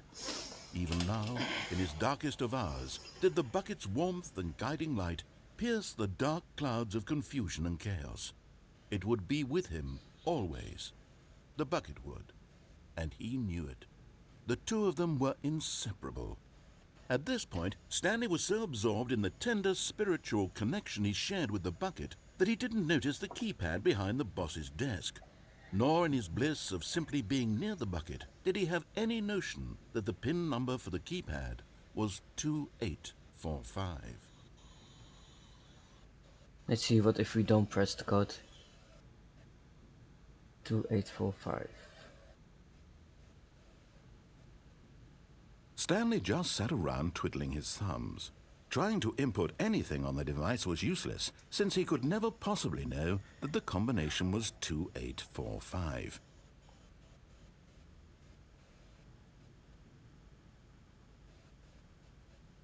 I think he's gonna be mad. 2845.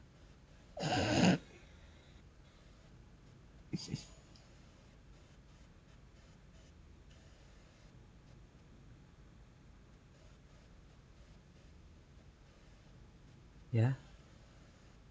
Forgot, but it turns out that the panel's emergency override kicked in, and the door just opened all by itself, and Stanley got the hell along with the story.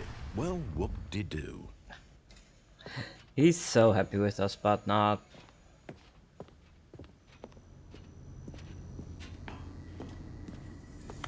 You found one of them. One of the miniature Stanley figurines. Remember, no reward for collecting all of these, only the intrinsic pleasure of a job well done. You can't buy that sort of happiness, Stanley. God knows I've tried. So, I implore you to savor each and every moment you come across one of these beautiful figurines.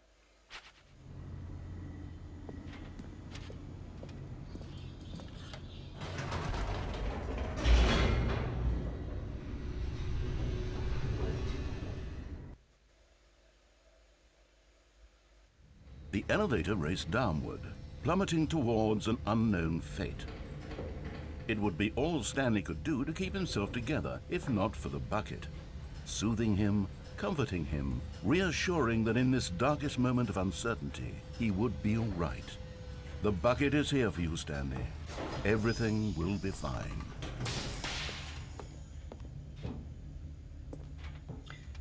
Stanley and the bucket walked straight ahead through the large door that read, Mind Control Facility.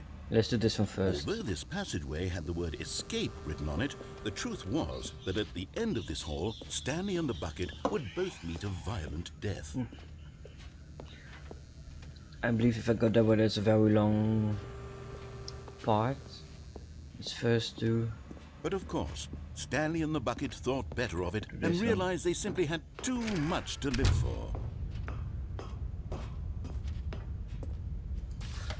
The lights rose on an enormous room packed with television screens.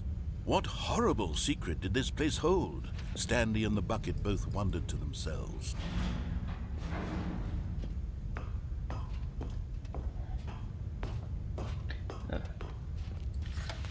The monitors jumped to life, and Stanley nearly dropped the bucket in shock. Everyone in the office was being videotaped, monitored like guinea pigs. The bucket had never seen anything like this, and it very nearly burst into tears as Stanley cradled it gently, reassuring it that everything would be fine. Was the bucket under the mind control facility's influence as well? Had the bucket been told to do things it didn't wish to do? What kinds of things does a bucket want to do or not want to do in the first place? These questions raced furiously in Stanley's feeble mind. No! He screamed into the bucket. He couldn't accept it. His own life in someone else's control, never! He squeezed the bucket tighter. His one friend in the entire world. At this point, he could trust no one except for the bucket.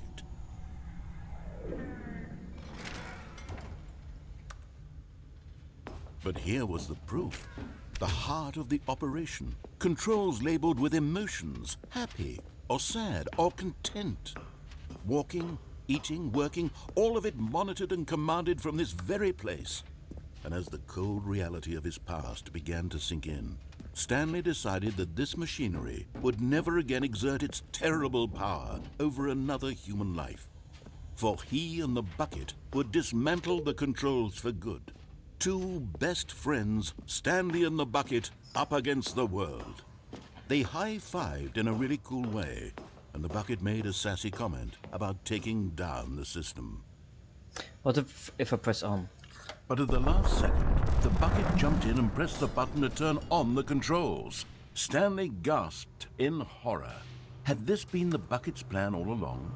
To take over the machine and claim the power for itself? How could the bucket have betrayed him like this? Stanley was prepared to throw the bucket away in disgust when suddenly an image appeared upon the enormous screen. Birds. Silly, silly birds. Seagulls. The control buttons became active again.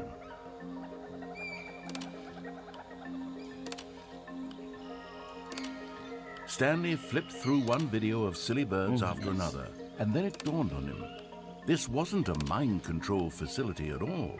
It was a facility for monitoring and surveilling silly birds all over the world.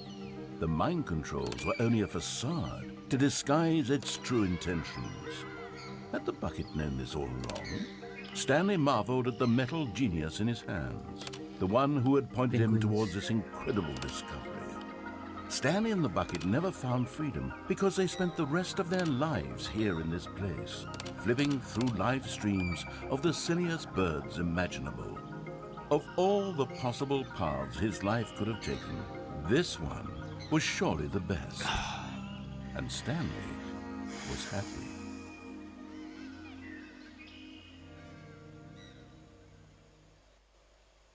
Of course he's gonna reload.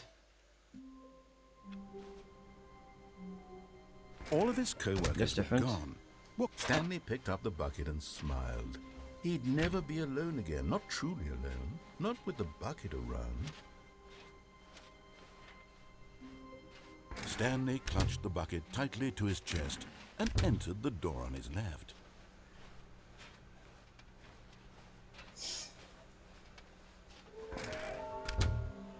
How we find them?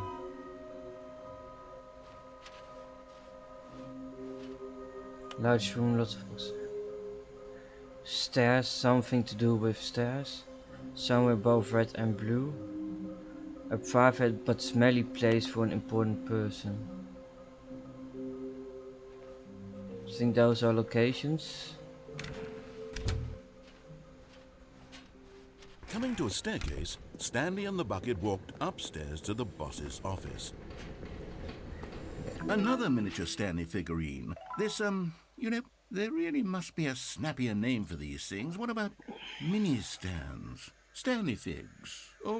What about Stanlerines? Yes, I think I like that. Another Stanlerine under your belt. I don't want to go in there again.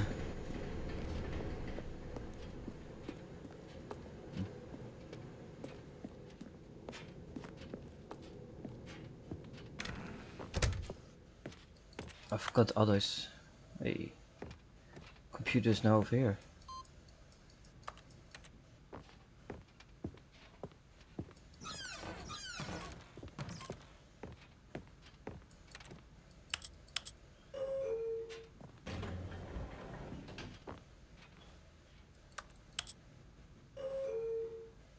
Okay, let's see what this is gonna bring us to.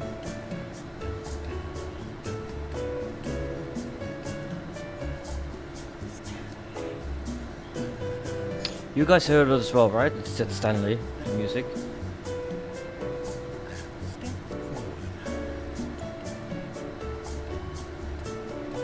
Not sure what to think about that.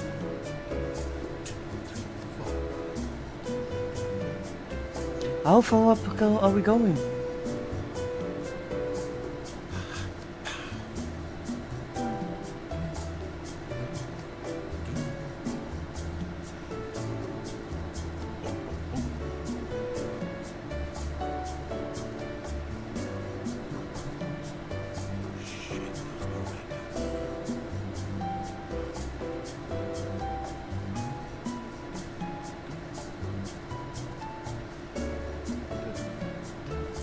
Serious. Is there ever an end to this?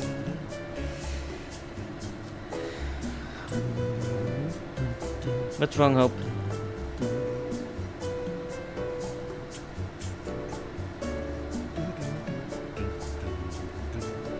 Hi, princess. Princess. Are you holding daddy company during the long elevator ride? Beautiful girl.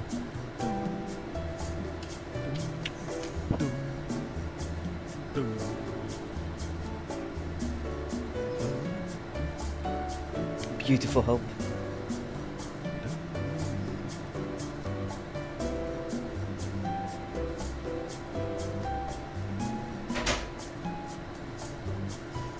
Chaplin? You okay? What happened? What happened? He's okay, that's all I care about. Everything can break as long as my doggies are okay.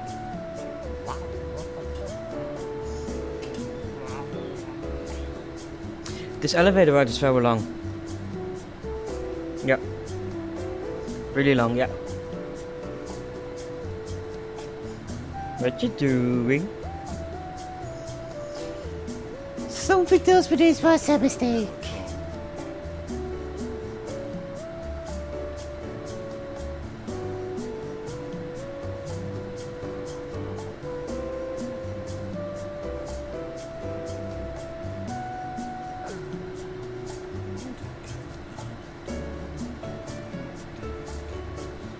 Takes a little bit long.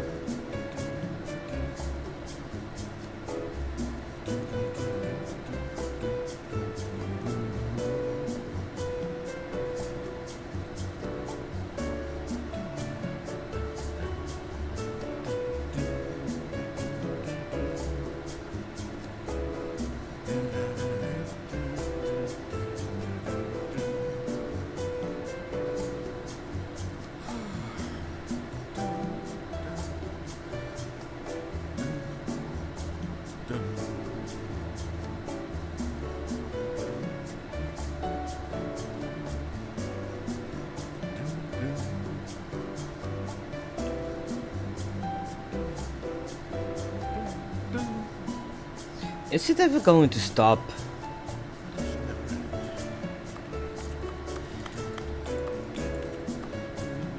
This paper looks glowing.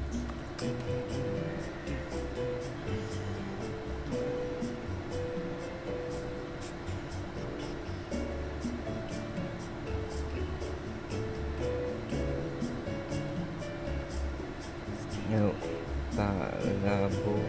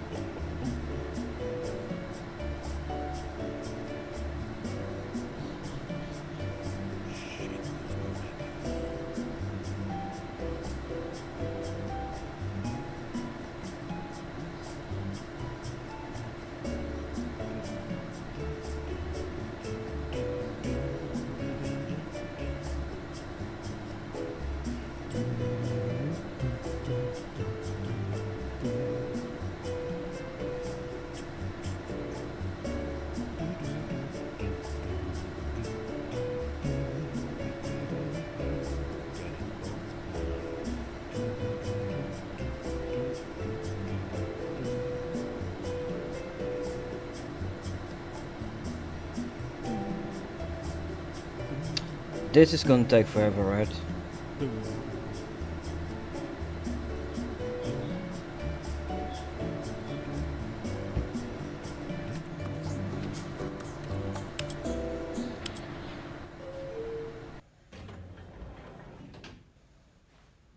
Okay, so let's not do that again. Stepping into his manager's office, Stanley was once again stunned to discover not an indication of any human life. My bad. Crushed by the weight of this revelation, Stanley may have broken down into an emotional dumpster fire, if not for the sooth. But Stanley guessed the correct code by sheer luck. Was it that the bucket knew all along? Was the bucket guiding him? Yes, this is certainly the most logical explanation.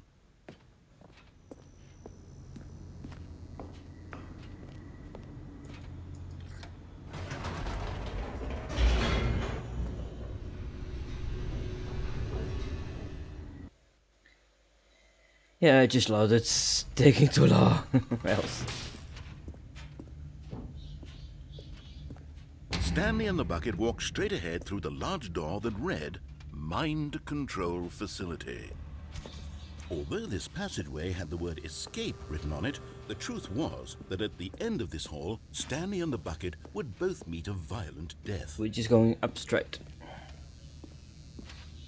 The door behind them was not shut. I don't care. Stanley and the bucket still had every opportunity to turn around and get back on track. At this point, Stanley and the bucket were knowingly walking forward into a very painful death for each of them. I do want to find the three other leftover figurines.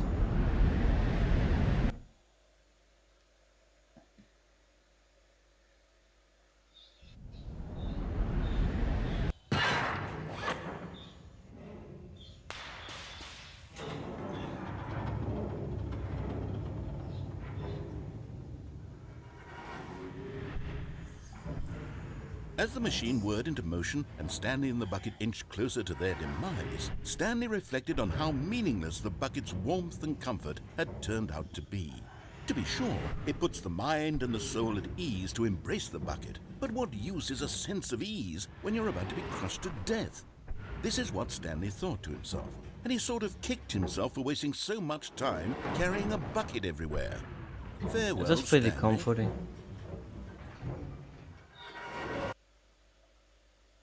And we're going to fall through. Farewell, Stanley, cried the narrator, as Stanley and the bucket were led helplessly into the enormous metal jaws. In a single visceral instant, the bucket's life came to an end as it was crushed violently to death.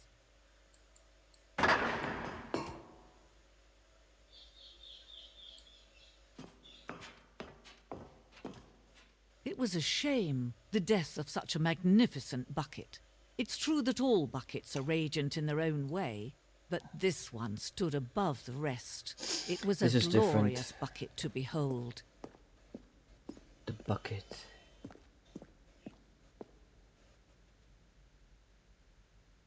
My bucket's gone!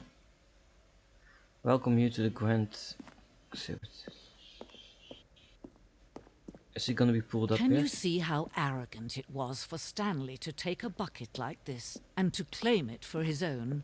Can you see the hubris that blinded him? Can you see that the bucket is far more noble than Stanley will ever be in his short life? You worship the bucket. No man can own a bucket, and certainly not a bucket as dazzling to behold as this one. It is man who should kneel before the bucket.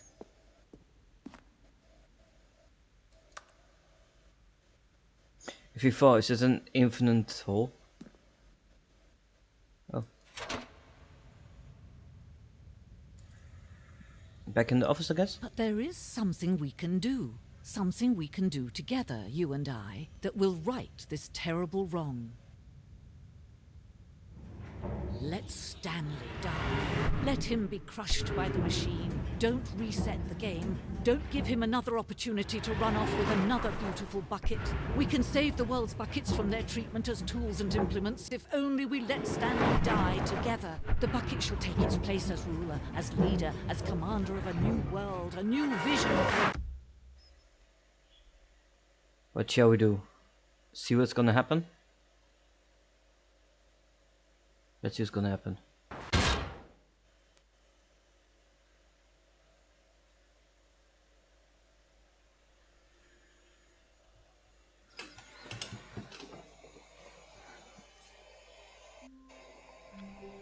So is the end is indeed never the end.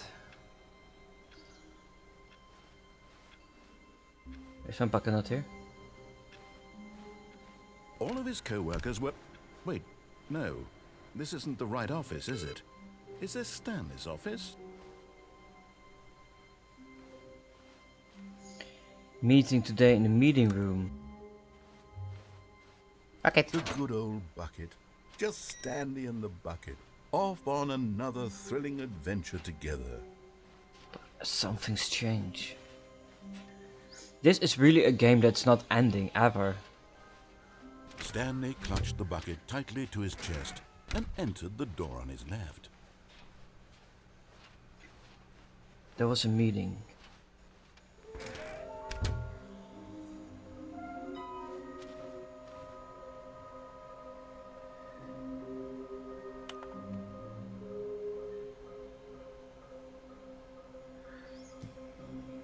A private but smelly place for an important person. That should be the office. Both red and blue, I have no clue. And a large room, lots of boxes. Trust the completionist instincts.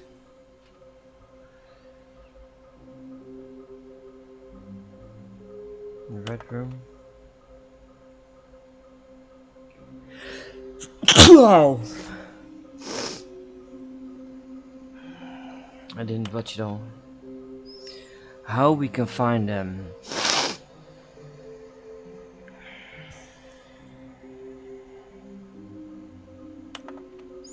What we knew, small floating objects have appeared across the office. We had synchronized our research to ensure the retrieval.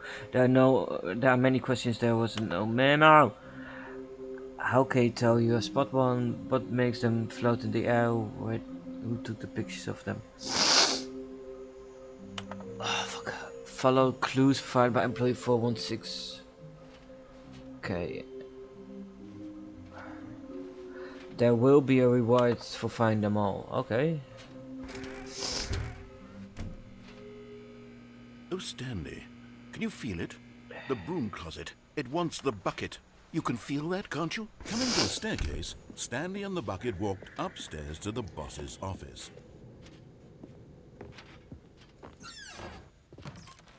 Okay, I'm going back to the name of these little Stanley figurines, and now I'm torn between Stanlerines and Figlies. What do you think, Stanley? What name better encapsulates the intrinsic sense of happiness that you get from seeing a small number in the corner of your screen go up by 1? Let me sit on it. I'm sure it will come to me. Okay, then we still have a red and somewhere both red and blue and a large room of boxes. Is that large room of boxes maybe the maintenance? Stepping into his manager's office, Stanley was once again stunned to discover not an indication of any human life. Crushed by the weight of... But Stanley guessed the correct code by sheer luck. Was it that the bucket knew all along? Was the bucket guiding him? Yes, this is certainly the most logical explanation.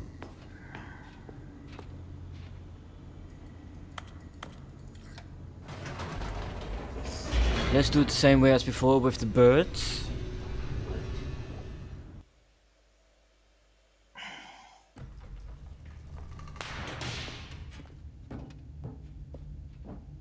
Stanley and the bucket walked straight ahead through the large door that read, Mind Control Facility. Because I believe that was a pretty quick way to restart. The lights rose on an enormous room packed with television screens. What horrible secret did this place hold? Stanley and the bucket both wondered to themselves. Not really, I've been here already 3-4 times before.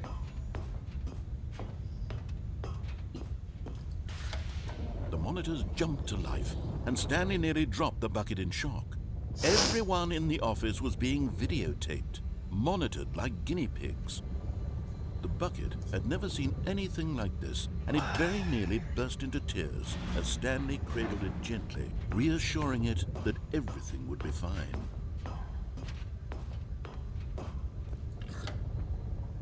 Was the bucket under the mind control facility's influence as well? Had the bucket been told to do things it didn't wish to do? What kinds of things does a bucket want to do or not want to do in the first place?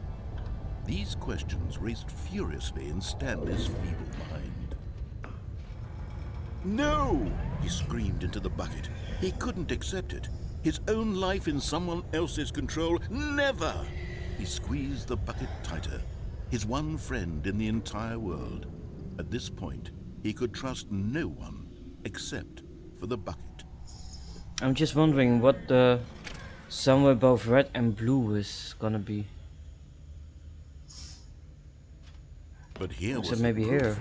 The heart of the operation. Controls labeled with emotions, happy or sad or content.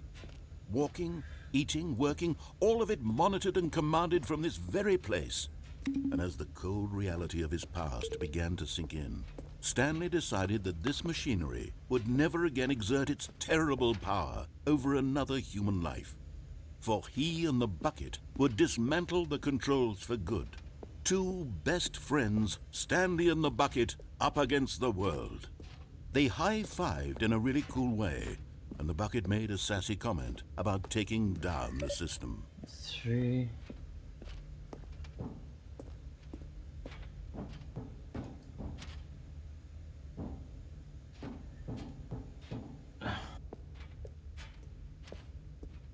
I still need the button 4. That's 5.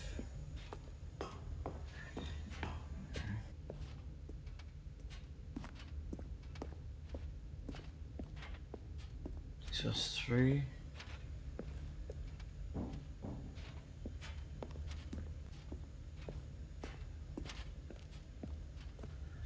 One, two, 1. No, 1 didn't do it. 1, 2,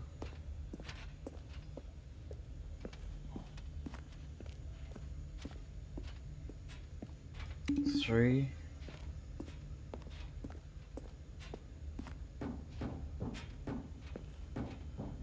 Is 4 then somewhere around here?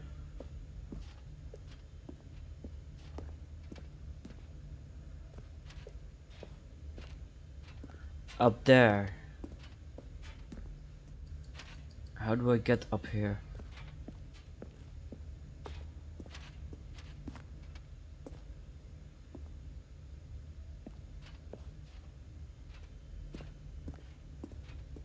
Can't get up there.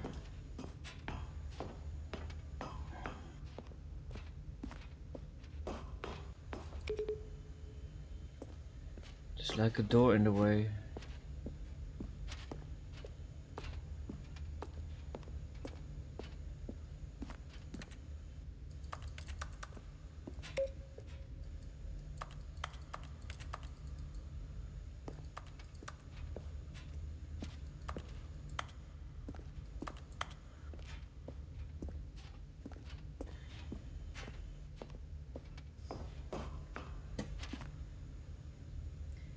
No, this is red and blue.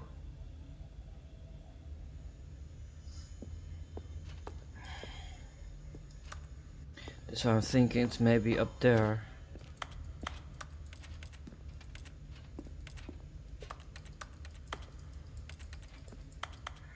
I have to switch it on somehow.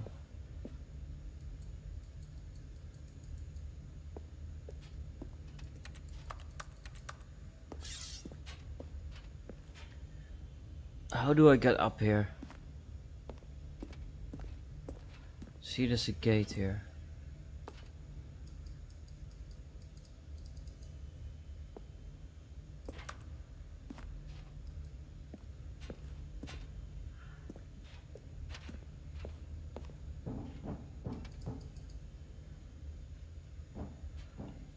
That's why it's a shame that you can't jump.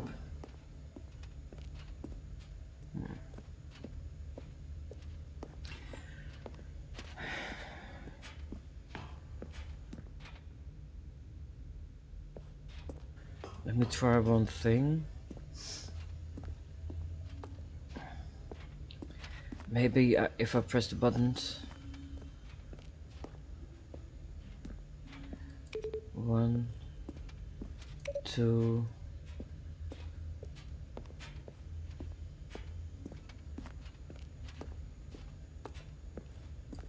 3. So that maybe it's opening up then, but no.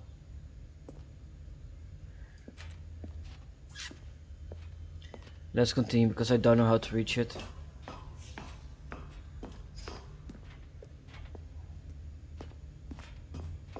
This video's already taken a couple hours.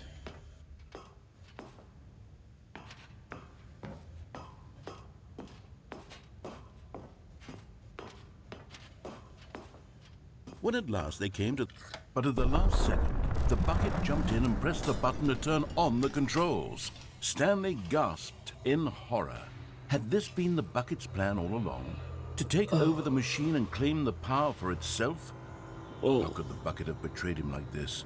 Stanley was prepared to throw the bucket away in disgust when suddenly an image appeared upon the enormous screen. A large room with Birds. lots of boxes. Silly birds. The control buttons became active again.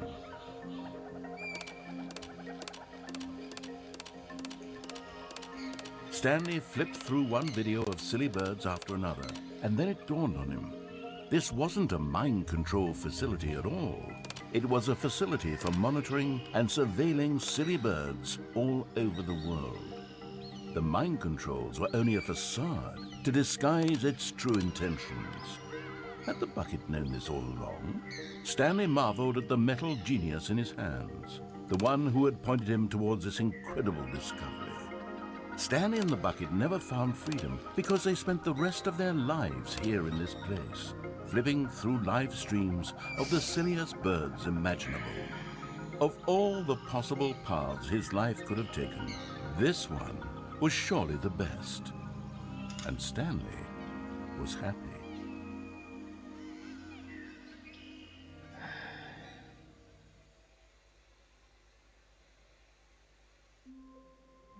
Okay. All of his co-workers were gone. What could it mean? Stanley decided to go to the meeting room. Perhaps he had simply missed a memo. No matter how hard Stanley looked, he couldn't find a trace of his co-workers. Where are we going today? The bucket asked. Stanley just smiled. Anywhere they went together would be perfectly fine with him.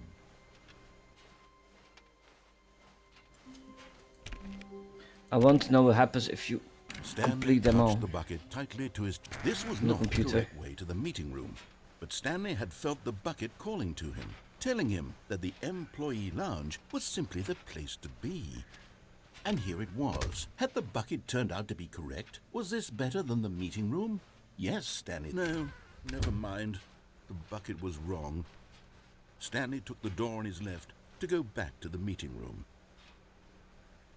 This And is so a the room two with of them many detoured boxes. through the maintenance section and walked straight ahead to the opposite door. No.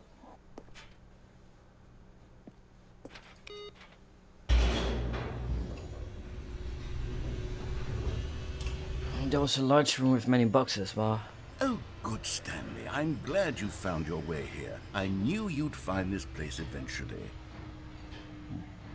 You see, your friends and I are concerned for you, Stanley. We've come together here because we care about you very much. It's this bucket you're carrying around everywhere. The bucket What's the mistake isn't to go even here? from the original Stanley Parable. It's just sequel content. We're the ones that matter, Stanley. Classic characters from the first game, like the Adventure Line and the Broom Closet. Because that's what fans want from a sequel. They want more of their favorite jokes, not this bucket that they've never seen before. Yes, I know I'm the one who gave you the bucket, but you're spending too much time with it. Don't you want another story involving the Adventure Line? We could make the Adventure Line go somewhere new. Yes, yes, that's what the fans want. Whee! Look at that wacky line. Who knows where it'll go off to next? Oh, and it played some silly music as well.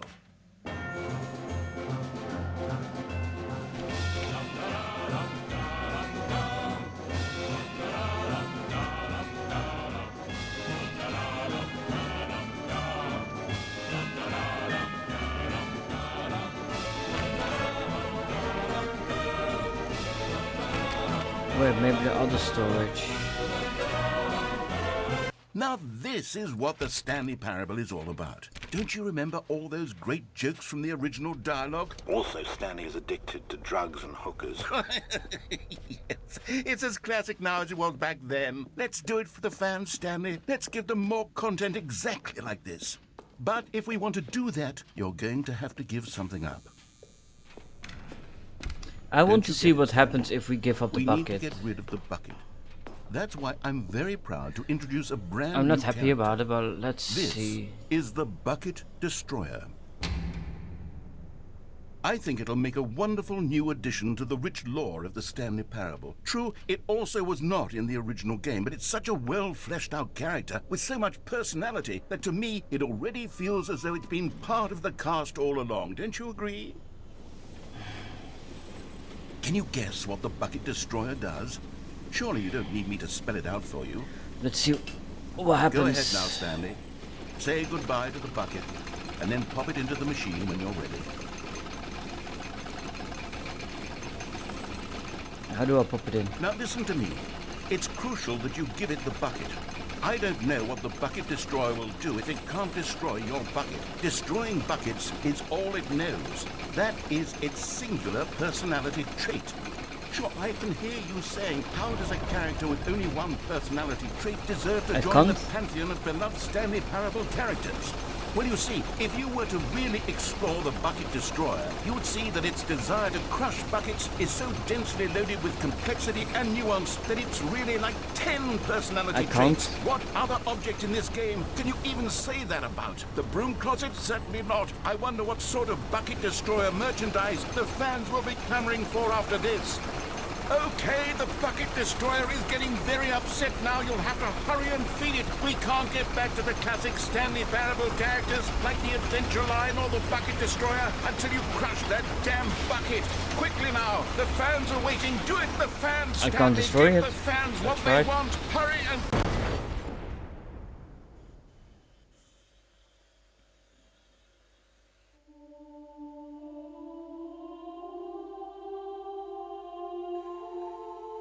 The Bucket Destroyer, my prized creation. You had so much potential. We were going to do such marvelous things with you, tell such spellbinding stories about you. All of it squandered now. Goodbye, new friend. For the moment in time that you were here, you were magnificent. I tried to throw it away.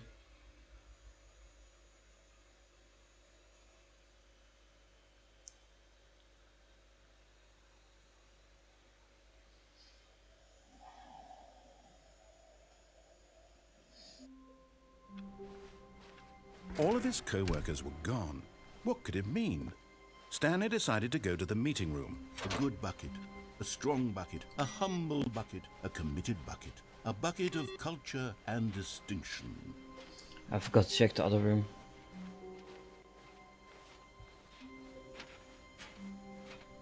Stanley clutched the bucket tightly to his chest. This was not the correct way to the meeting room, but Stanley had felt the bucket calling to him, telling him that the employee lounge was simply the place to be. And here it was. Had the bucket turned out to be correct? No, never mind. The bucket was wrong. Stanley took the door on his left to go back to the meeting room. No, Said the bucket. don't go to the meeting Here room. are Go somewhere also a else. lot of The boxes. cargo lift, yes. Go there. Go to the cargo lift. But Stanley feared that any path he walked might lead to the separation of himself and the bucket, his dearest friend. So he threw himself to his death, that they might die in one another's arms. How deeply touching. That was not my plan. Oh, Jesus How Christ. long was I sitting there? Stanley wondered to himself. Minutes? Days? Centuries? Did something crucial happen while my senses were turned? He made a note to be more careful with time from now on. Ah, the embrace of an old friend.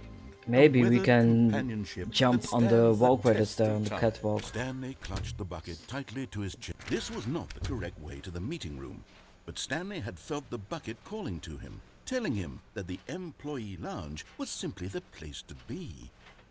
And here it was. Had the bucket turned out to be correct? No, never mind. The bucket was wrong. Stanley took the door on his left to go back to the meeting room. No, Said the bucket. don't go to the meeting room. Go somewhere else. The cargo lift, yes. Go there. Go to the cargo lift.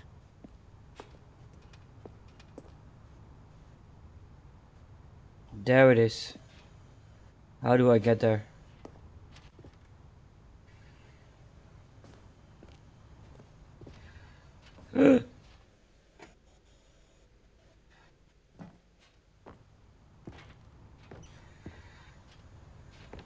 You're getting close now, Stanley. You've nearly gotten all of the Figler and Marines. Very soon, you'll collect the last one, and then the first number will equal the second number, and that will be it.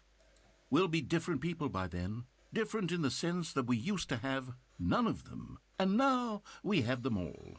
You can't go back to when you had no Figler and Marines. None of us can. I think I will die if I fall off here again.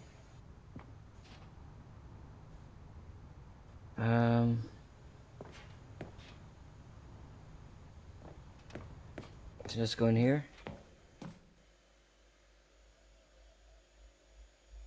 We need one more. Where am I?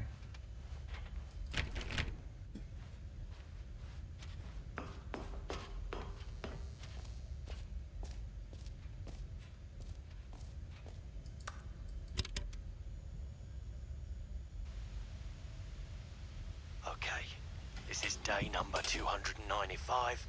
Tape number... I don't even know. I've lost track. Nothing feels real anymore.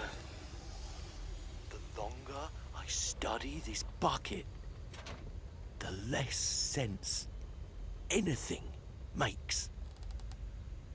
The sheer euphoria I feel every time I pick it up. No matter how many times I've done it, it's always the same feeling. And the emptiness in my chest when I set it down. It doesn't make sense. There's no explanation for it. I still haven't figured out why I see the world so differently when this bucket is in my arms. Why everything feels so... What do I do with this treasure? I can monetize it. Yes. It's unthinkable the amounts of money people will pay for even just an hour with the bucket. This is my golden ticket. But I have to be careful, because as soon as this gets out, there's going to be a target on my back. Even now, I don't know who might be trying to get... What's that? Who's there?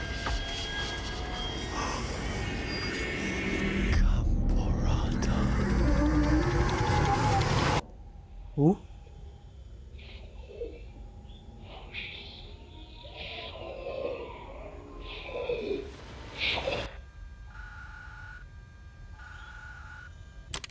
That did not sound good.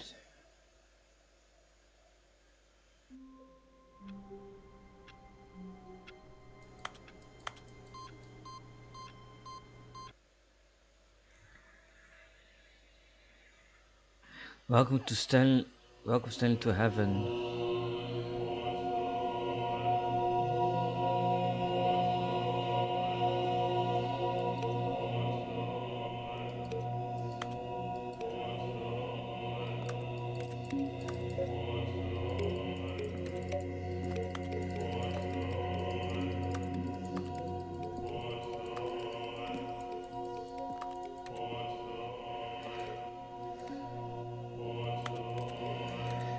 What do I have to do here?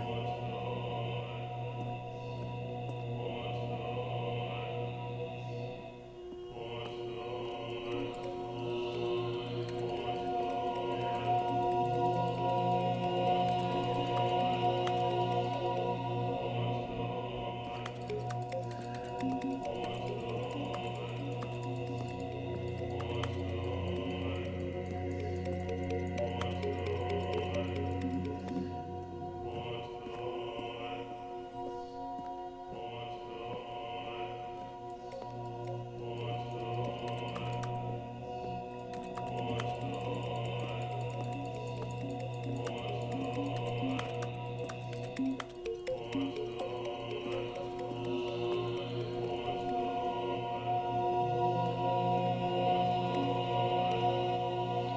I'm not sure what to do here.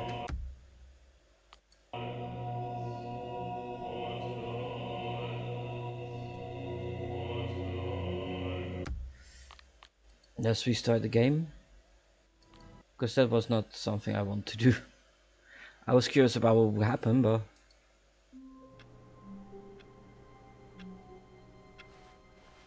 All of his co-workers were gone. What could it mean? Stanley decided to go to the meeting room. Perhaps he had simply missed a memo. The bucket made Stanley want to be a better man and a better co-worker. In time, perhaps, he would become both of those things. Stanley clutched the bucket tightly to his chest. This was not the correct way to the meeting room, but Stanley had felt the bucket calling to him, telling him that the employee lounge was simply the place to be. And here it was. Had the bucket turned out to be correct? No, never mind. The bucket was wrong.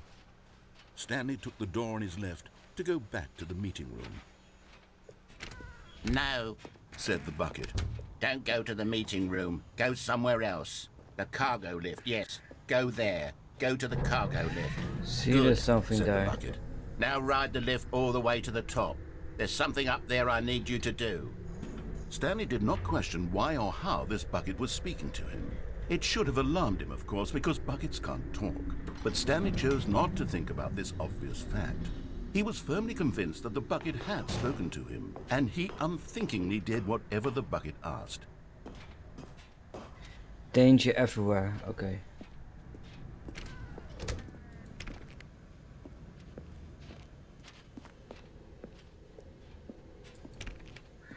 No, stop.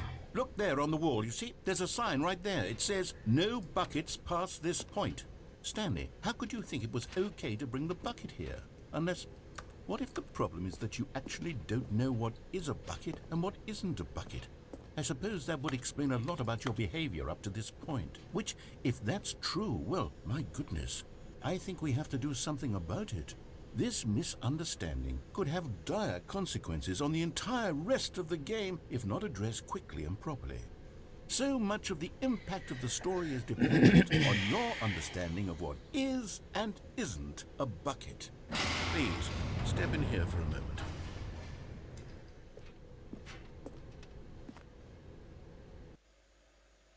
If we're back to the begin and... oh no. Now then, I'm going to run you through some test scenarios, and you'll tell me whether or not the thing I'm showing you is a bucket. Simple enough, right? This should tell us everything we'll ever need to know about what is or is not a bucket. Okay, let's begin. Item 1. Is this a bucket? Incorrect. It is a hologram of a bucket, not an actual. How the fuck should I know that? Item 2. Is this a bucket? Incorrect. It is a 3D printed recreation of a bucket, not an actual bucket.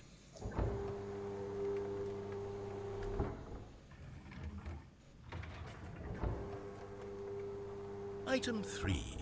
Is this a bucket? Correct. This is a bucket.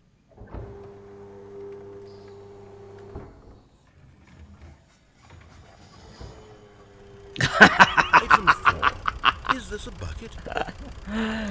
What if we say yes? Let's say yes. Are you hallucinating? This is a tractor. It's an enormous machine that tills the earth. I thought this was a gimmick. How on earth did you manage to screw it up? Absolutely incredible. Let's just move on to the next one. Oh, I love the narrator. Is this a bucket? Let's say again yes. Correct. This is a bucket. What? How the fuck is that a bucket? Item 6. Is this Let's a say bucket? no. Trick question. Both. Gotcha. How can it be both?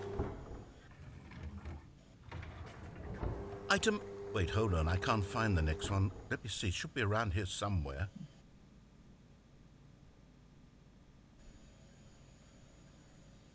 It's a bucket. Okay, you and I both know there isn't anything here. And I don't appreciate the implication that nothing is a bucket when we both clearly know that a bucket is something. And therefore nothing could possibly be something. Unless, in your twisted mind, have you somehow convinced yourself that a bucket is nothing? Answer me straight, Stanley. Do you believe that nothing is a bucket? No. You know what? I'm too confused to even sort it out. I've lost all sense of perspective. What is a bucket? What isn't a bucket? Mere moments ago I could answer these questions with confidence.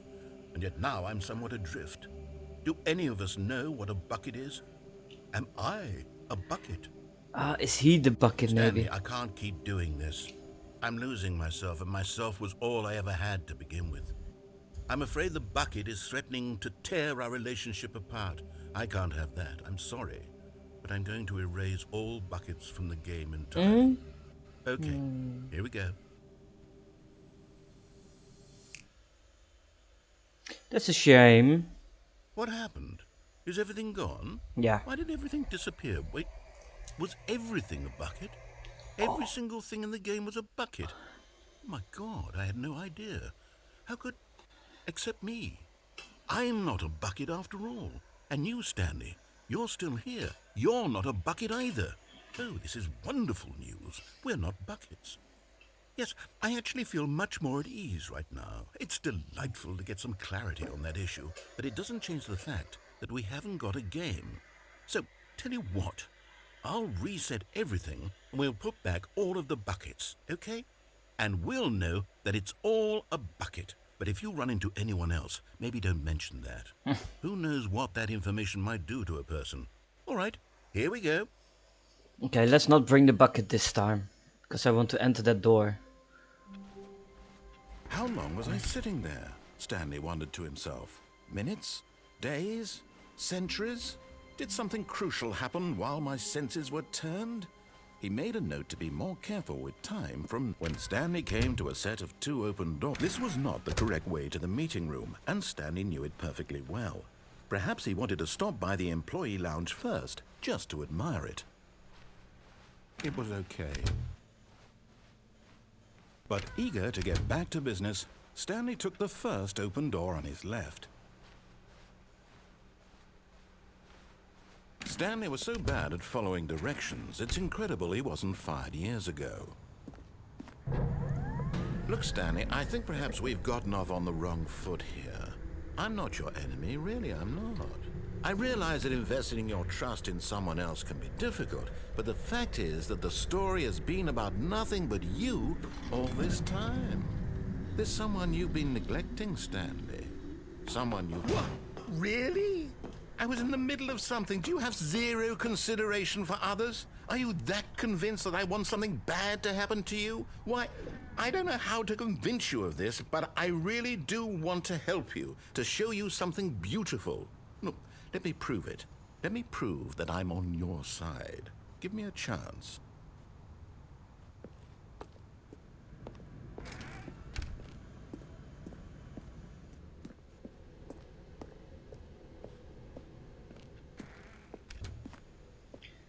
Now listen carefully, this is important.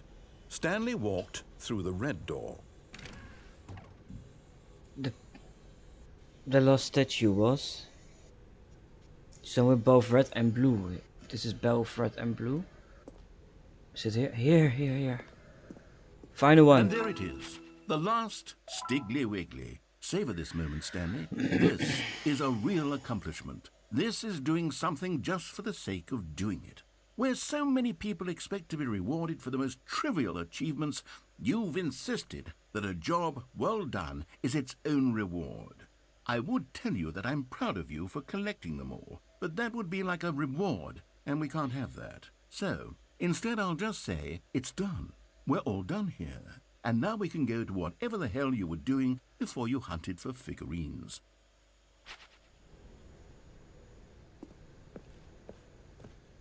Through the blue door.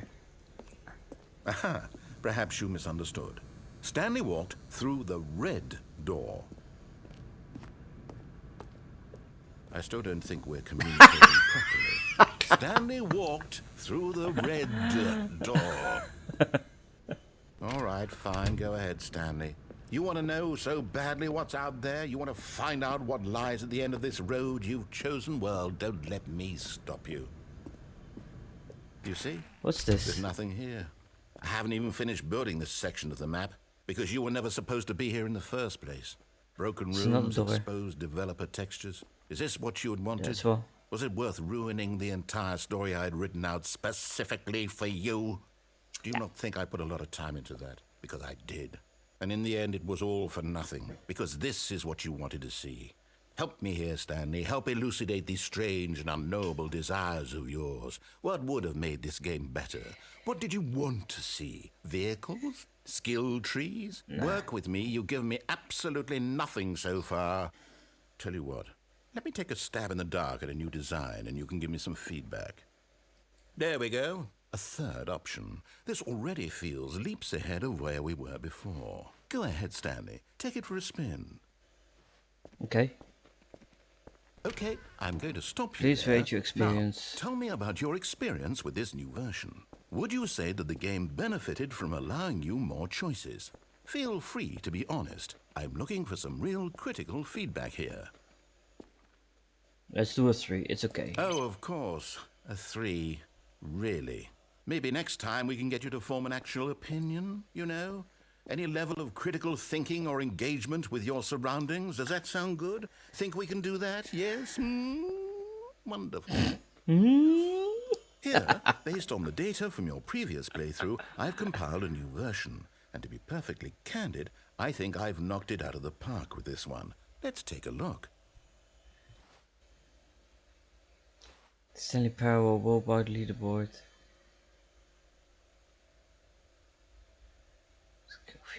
Offline. Damn.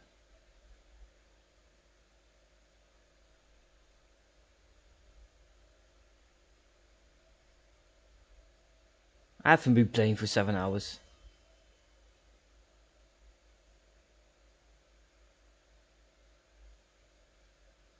How long does it take to get the correct door?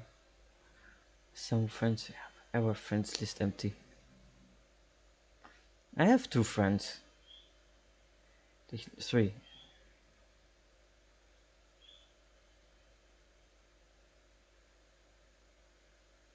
A dead brat is my superior.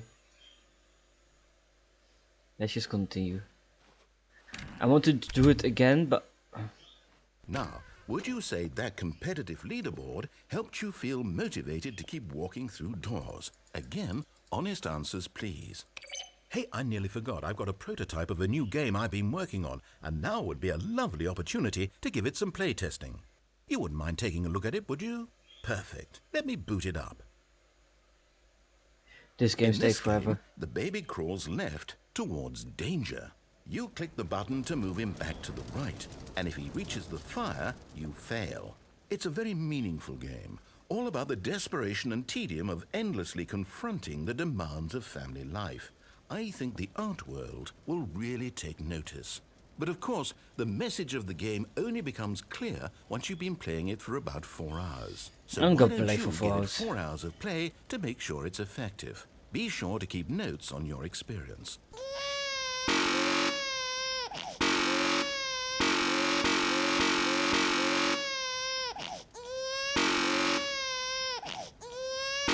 What happens if you let him get to the fire? Shall we do that?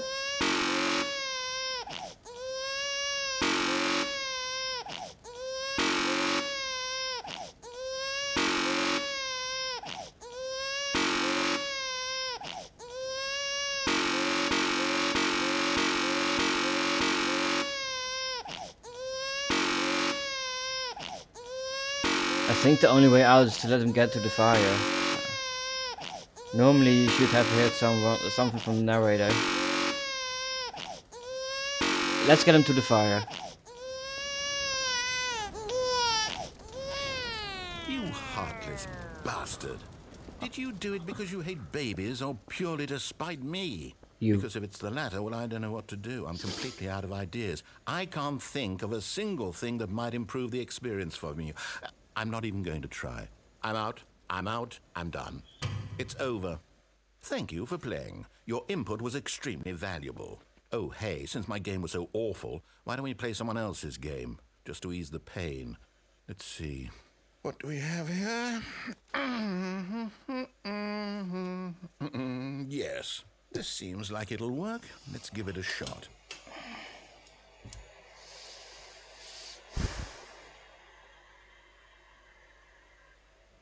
There's one thing I want to do more, and that's trying to go through the red door.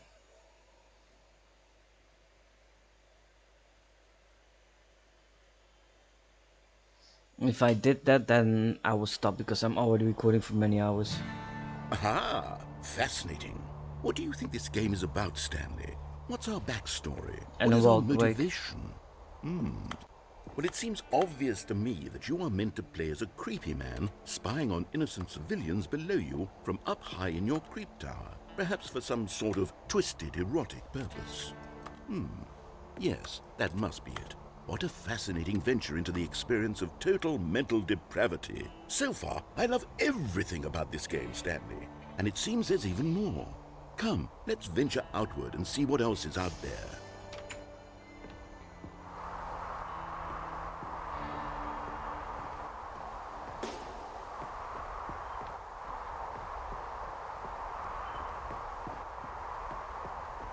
Oh, no.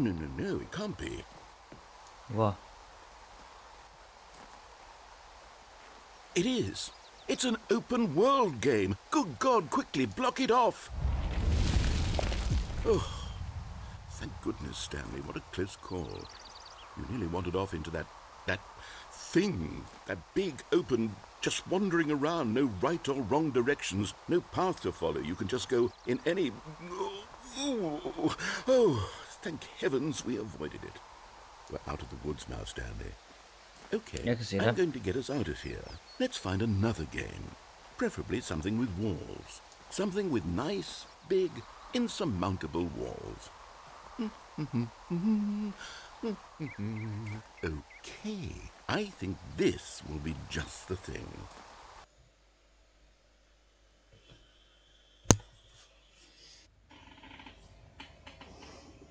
Wonderful. See, this is exactly what I had in mind. Just a What's nice this? big box for you to run around in. There isn't any possibility that you could get lost here. Now this is game design. Stanley, if you manage to get lost in this game, I will be phenomenally impressed. Okay, so what exactly do we do here? I don't know. There are lots of cars here in the back, but obviously there's no racetrack.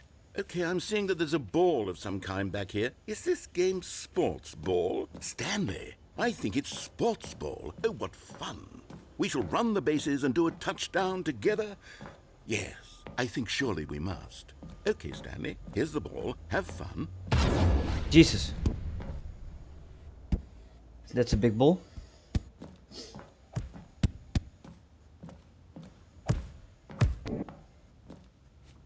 Are you doing it? Are you winning? Is this fun? Is it better than my miserable little story that I worked so hard on? Stanley, I have a thought. And I realize I'm not a sportsologist, but if one ball generates a certain amount of raw adrenal pleasure, then surely multiple balls makes for an even more euphoric sports experience. I'm going to try it out. Here comes another ball. Yes! Oh goodness, that really does feel amazing, doesn't it? Nah. Stanley, I'm like a child in a confectionery shop. I simply have to have more. I'm insatiable. He's going to lose it. More balls!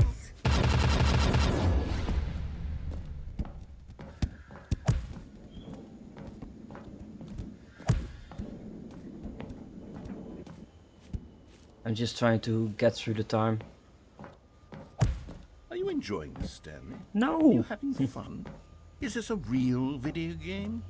Well, I sure hope you're having a good time, because guess what? It's over. That's right. Your little fun comes to an end. This is my game, and what I say goes. You get to have fun when I let you, Stanley. Besides, hold on. What are you doing?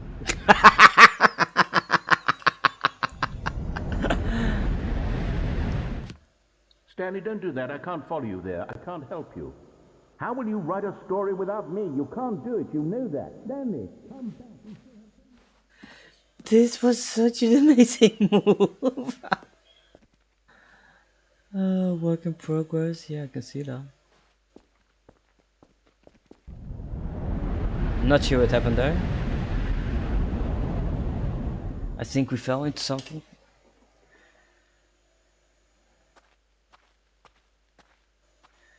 This seems to be a very plain under construction area for the game.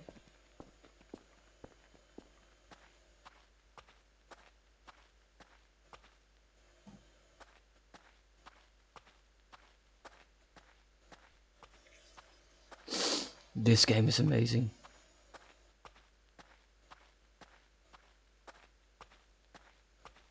Oh, my area. Sort of. What's this? Oh.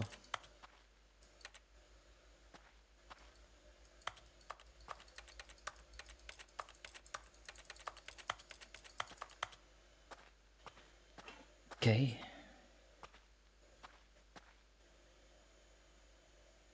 What happened? I wonder what he found. If what he wanted was to be the leading man in his own story, well, perhaps he's gotten it.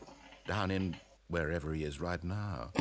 I wonder if he's happy with his choice, and if he's learned the heavy cost that comes with it.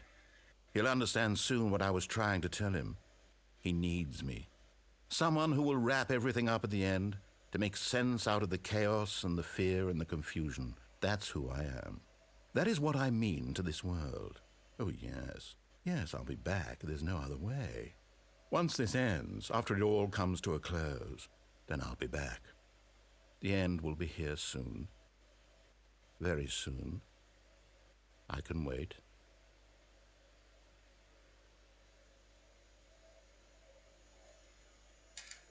Do we just walk? Oh.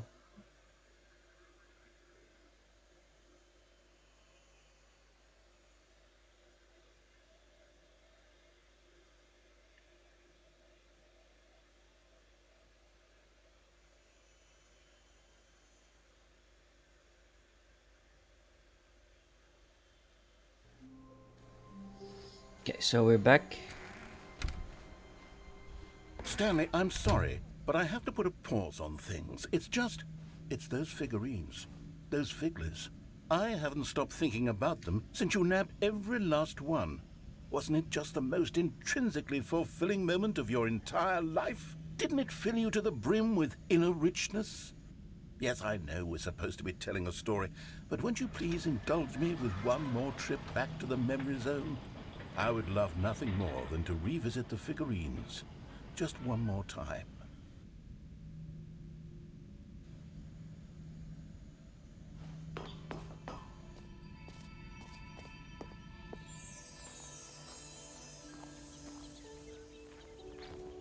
Now remembering when Stanley collected collectibles.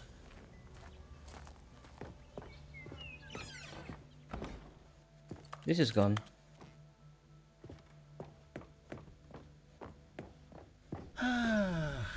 Here's where it all began. The first collectible.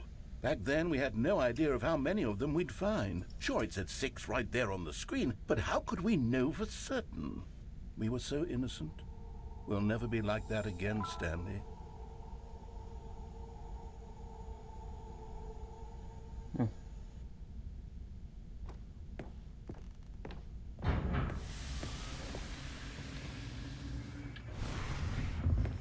And here was the second Stanlerine. You found this one all on your own just by poking around behind the boss's office. You did that, Stanley. I'll be honest, back then I had no faith in you to find any of them, let alone 6. But you continue to surprise me in all sorts of mundane, unremarkable ways.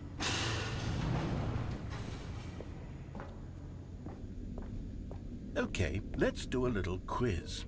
Which of these rooms was the room you found your third mini Stan? Can you remember? Yeah, on the stairs. Hey! Hey, that's exactly right. It was here, under the stairs. It was the third one. You picked it up, and then after that, you had 3 of them. I'm glad these moments are so crystal clear in your memory, but I shouldn't be surprised. After all, science tells us that it's impossible to forget your 3rd time doing anything. Let's see, what came next? Oh yes, we found a Figley in this pink room. No. Well, I can't actually say I remember being in this room, but it's here in the memory zone, so it must have happened. This never happened.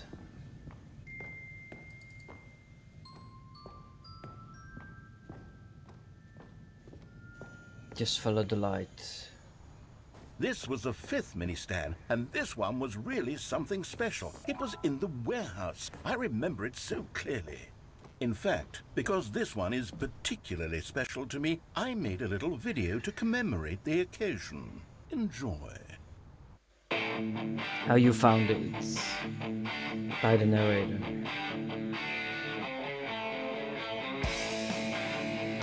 What's that like there?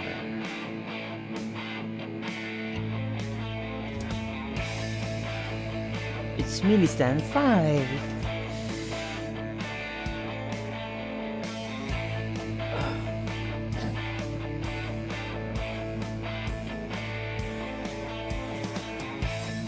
We found it near the cargo lift. Thank you for watching. This is also how we edited videos way back in the day.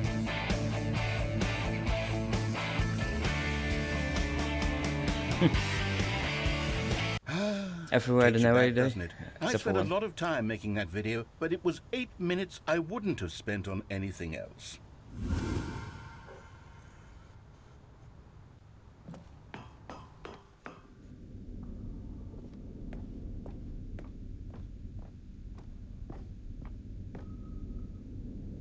And then, Stanley, then we came to the last collectible, the final figurine, right here by the red and blue doors. This memory is the most distinct and clear in my mind, Yeah, perhaps the last one. because it was the one that happened more recently than all the others.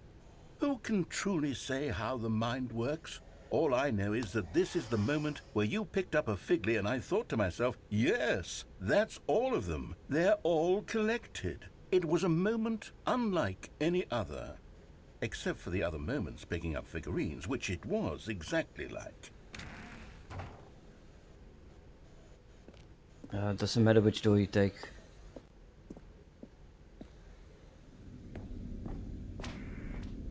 You're in the present. And then there was no more, because we've caught up to the present moment. Nothing left to do but move onward into the future. Goodbye, memory zone.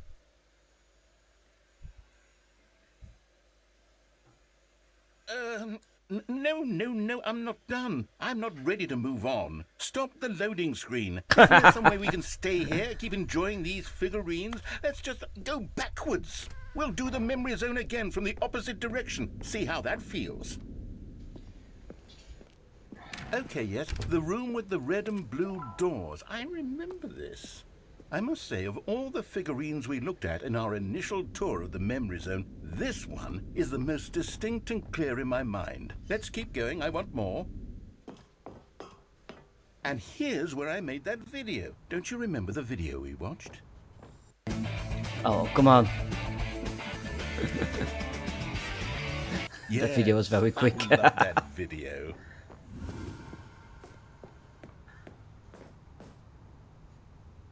I really start to wonder how many figurines there are to collect. Still don't remember the pink room, Stanley. Still no memory of this one. Good room, though. A solid room.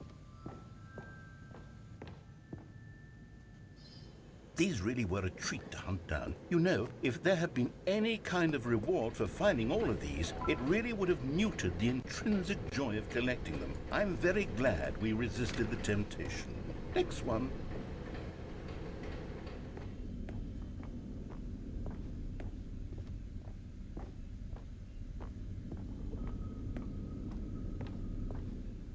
This was our second Figley. Don't you remember? Yes, I remember it too.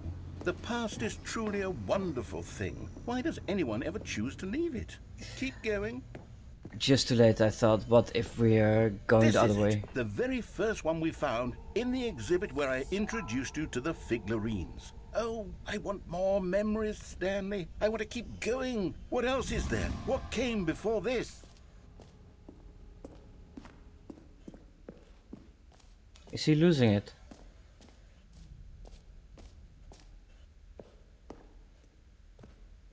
Look, it's the terrible new content that we were originally sold on. I remember hating it back then. But time does put a rosy filter on everything. In fact, I dare say I'm actually quite fond of it now. Look how much fun the past is. I want more. More memories. I really feel like he's losing his mind.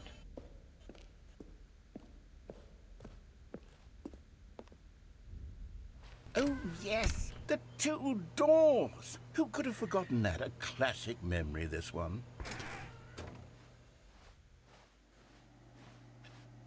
And before everything else, there was your office. Is there anything else? Was there something that came before your office? There's something I feel I can remember. I can remember. Yes, I'm remembering something now.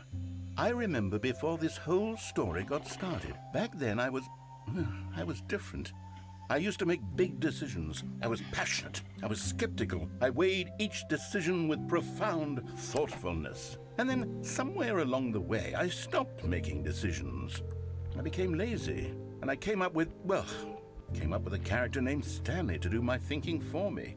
He would make the decisions. He would decide which way to go. I would cheer him on as he collected figurines for no reason. Why did I invent Stanley? Was I lonely?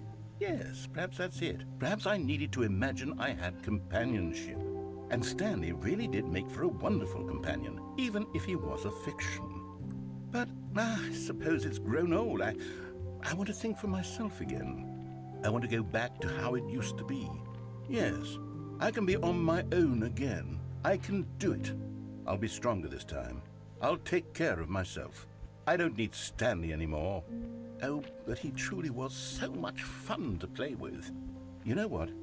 Since we're in the memory zone, how about one more good memory? Let's go back just once and give Stanley one more run of the office, and then I'll retire him for good. I did enjoy telling his story so very much. Okay, here we go. This is the story of a man named Stanley. Okay, let's do that final run. Try to reach the red door. Wait, Stanley thought to himself. Am I sure that the orders stopped coming in? How is that possible? They never stopped. Surely I was mistaken. No, the orders were still missing. For now.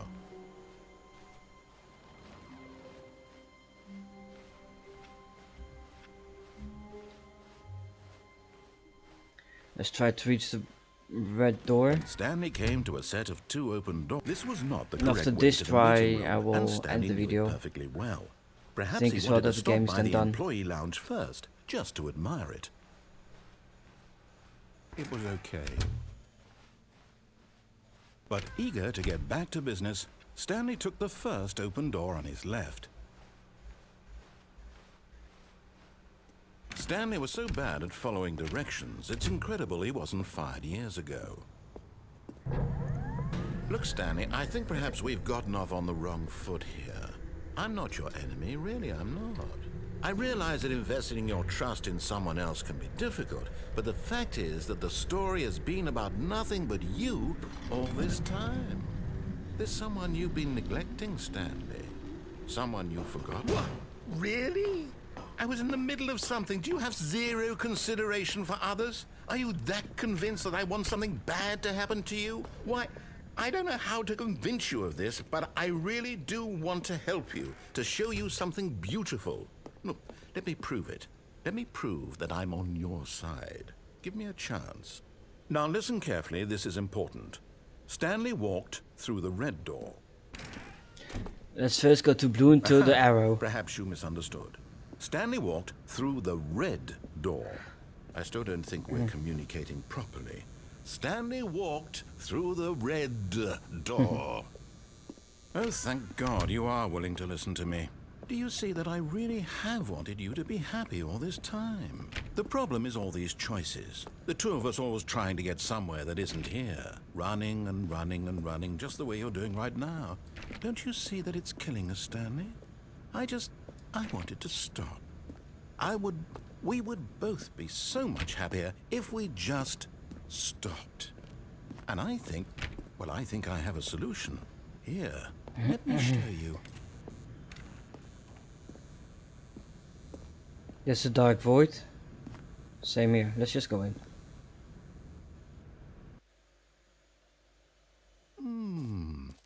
What do we want?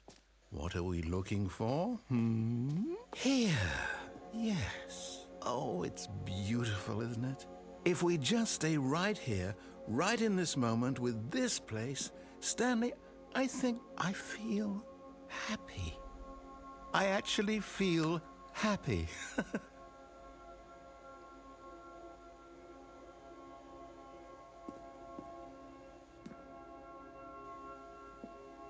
Let's just leave. No, wait. Where are you going?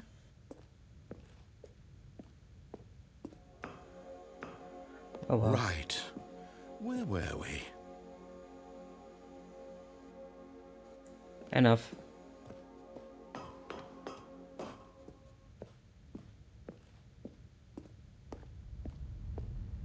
Oh no. Stay away from those stairs. If you hurt yourself, if you die, the game will reset. We'll lose all of this. Why should I die by just walking upstairs? Please, no, Stanley, let me stay here. Don't take this from me. Please, Stanley, think about what you're doing.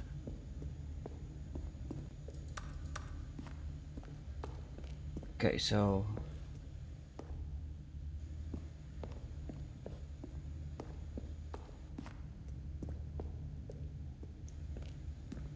I can't stay forever in there. Good, good. We can't be too safe. Promise me you won't go back there. Just stay here.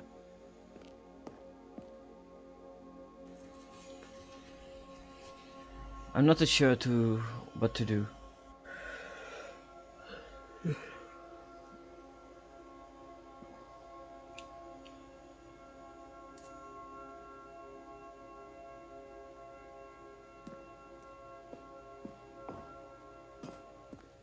No! What do we talk about? You're risking everything we achieved here.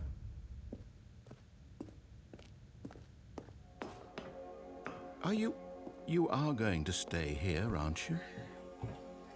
On one side I want to do what the narrator says, on the other side I'm like... When is it changing?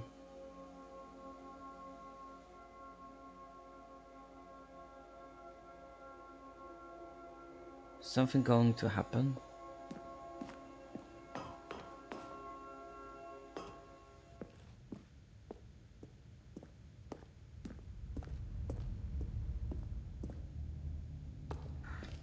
I know, I feel like something is gonna happen here.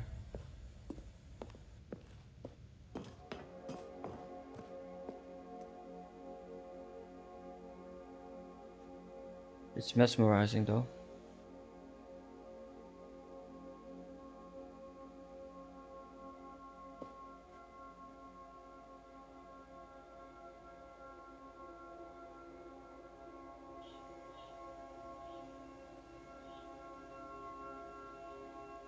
What's gonna happen when they're all done merging together?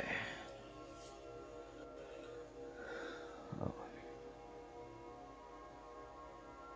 This is just going to continue non-stop. Let's just jump off the stairs.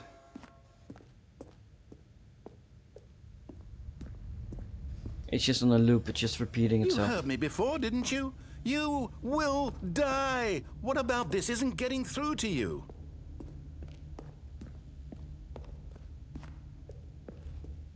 Here we go. No! Oh, thank God you lived. You had me worried there for a moment. Now, can we please get back to the other room? We're not walking that quick anymore. No. No, no, what are you doing, Stanley? Please, I'm asking you not to take this away from me. I can't go back to what I was before. If you die, we'll both go back. Why are you doing this?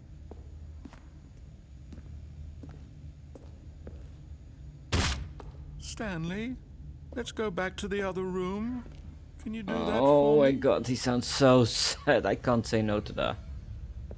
Yes, perhaps you can. Perhaps you finally see what I'm talking about. I know you'll see that we can't be happy if we leave this place. You can see that, can't you?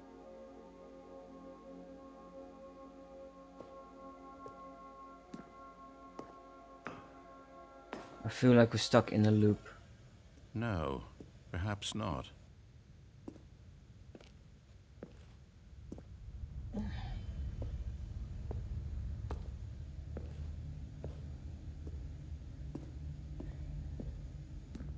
My God, is this really how much you dislike my game? That you'll throw yourself from this platform over and over to be rid of it? You are literally willing to kill yourself to keep me from being happy. Am I reading the situation correctly? No, you're not, but I'm stuck.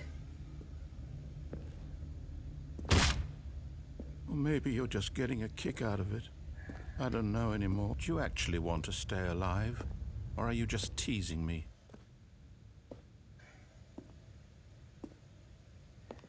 We start to walk slower and slower. Really, my heart breaks for the narrator. I do love the game and I love his story and all, but on the other side we're stuck. I don't see what we can do on the other side. I've been standing there for a little while, nothing else happens than those colors merging together at the top.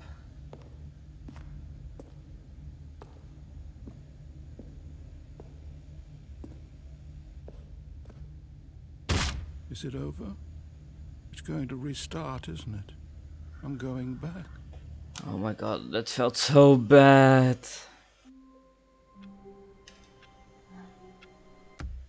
Guys, for now I'm going to leave it here. It has been many hours. If I'm correct, it has been almost 4 hours that I'm recording already. Yeah, it's almost 4 hours since I started recording. This is my longest video I will ever upload. I hope it's in one piece that I'm uploading it, else it's gonna be 1 and 2 right after each other. Let me know if you want me to continue playing this game. Something tells me we haven't figured out everything yet. So let me know what you want me to do. Thank you so incredible much for sticking for all those hours with me and by my side and watching it all through. Thank you so much, it means the world to me. Please do me a small favor as well, since you took many hours out of your personal life, which means the world to me. Like this video and subscribe to my channel. Make sure you have the all notification button on as well. If I have to cut up the video, I'm not gonna do a different intro like you have noticed. But they just end up an hour after each other, which is the way I normally do it if I don't want to make part 1 and 2. So yeah, just let me know what you thought of the video, and I hope to see you all next time. Have a good day, evening, and good afternoon.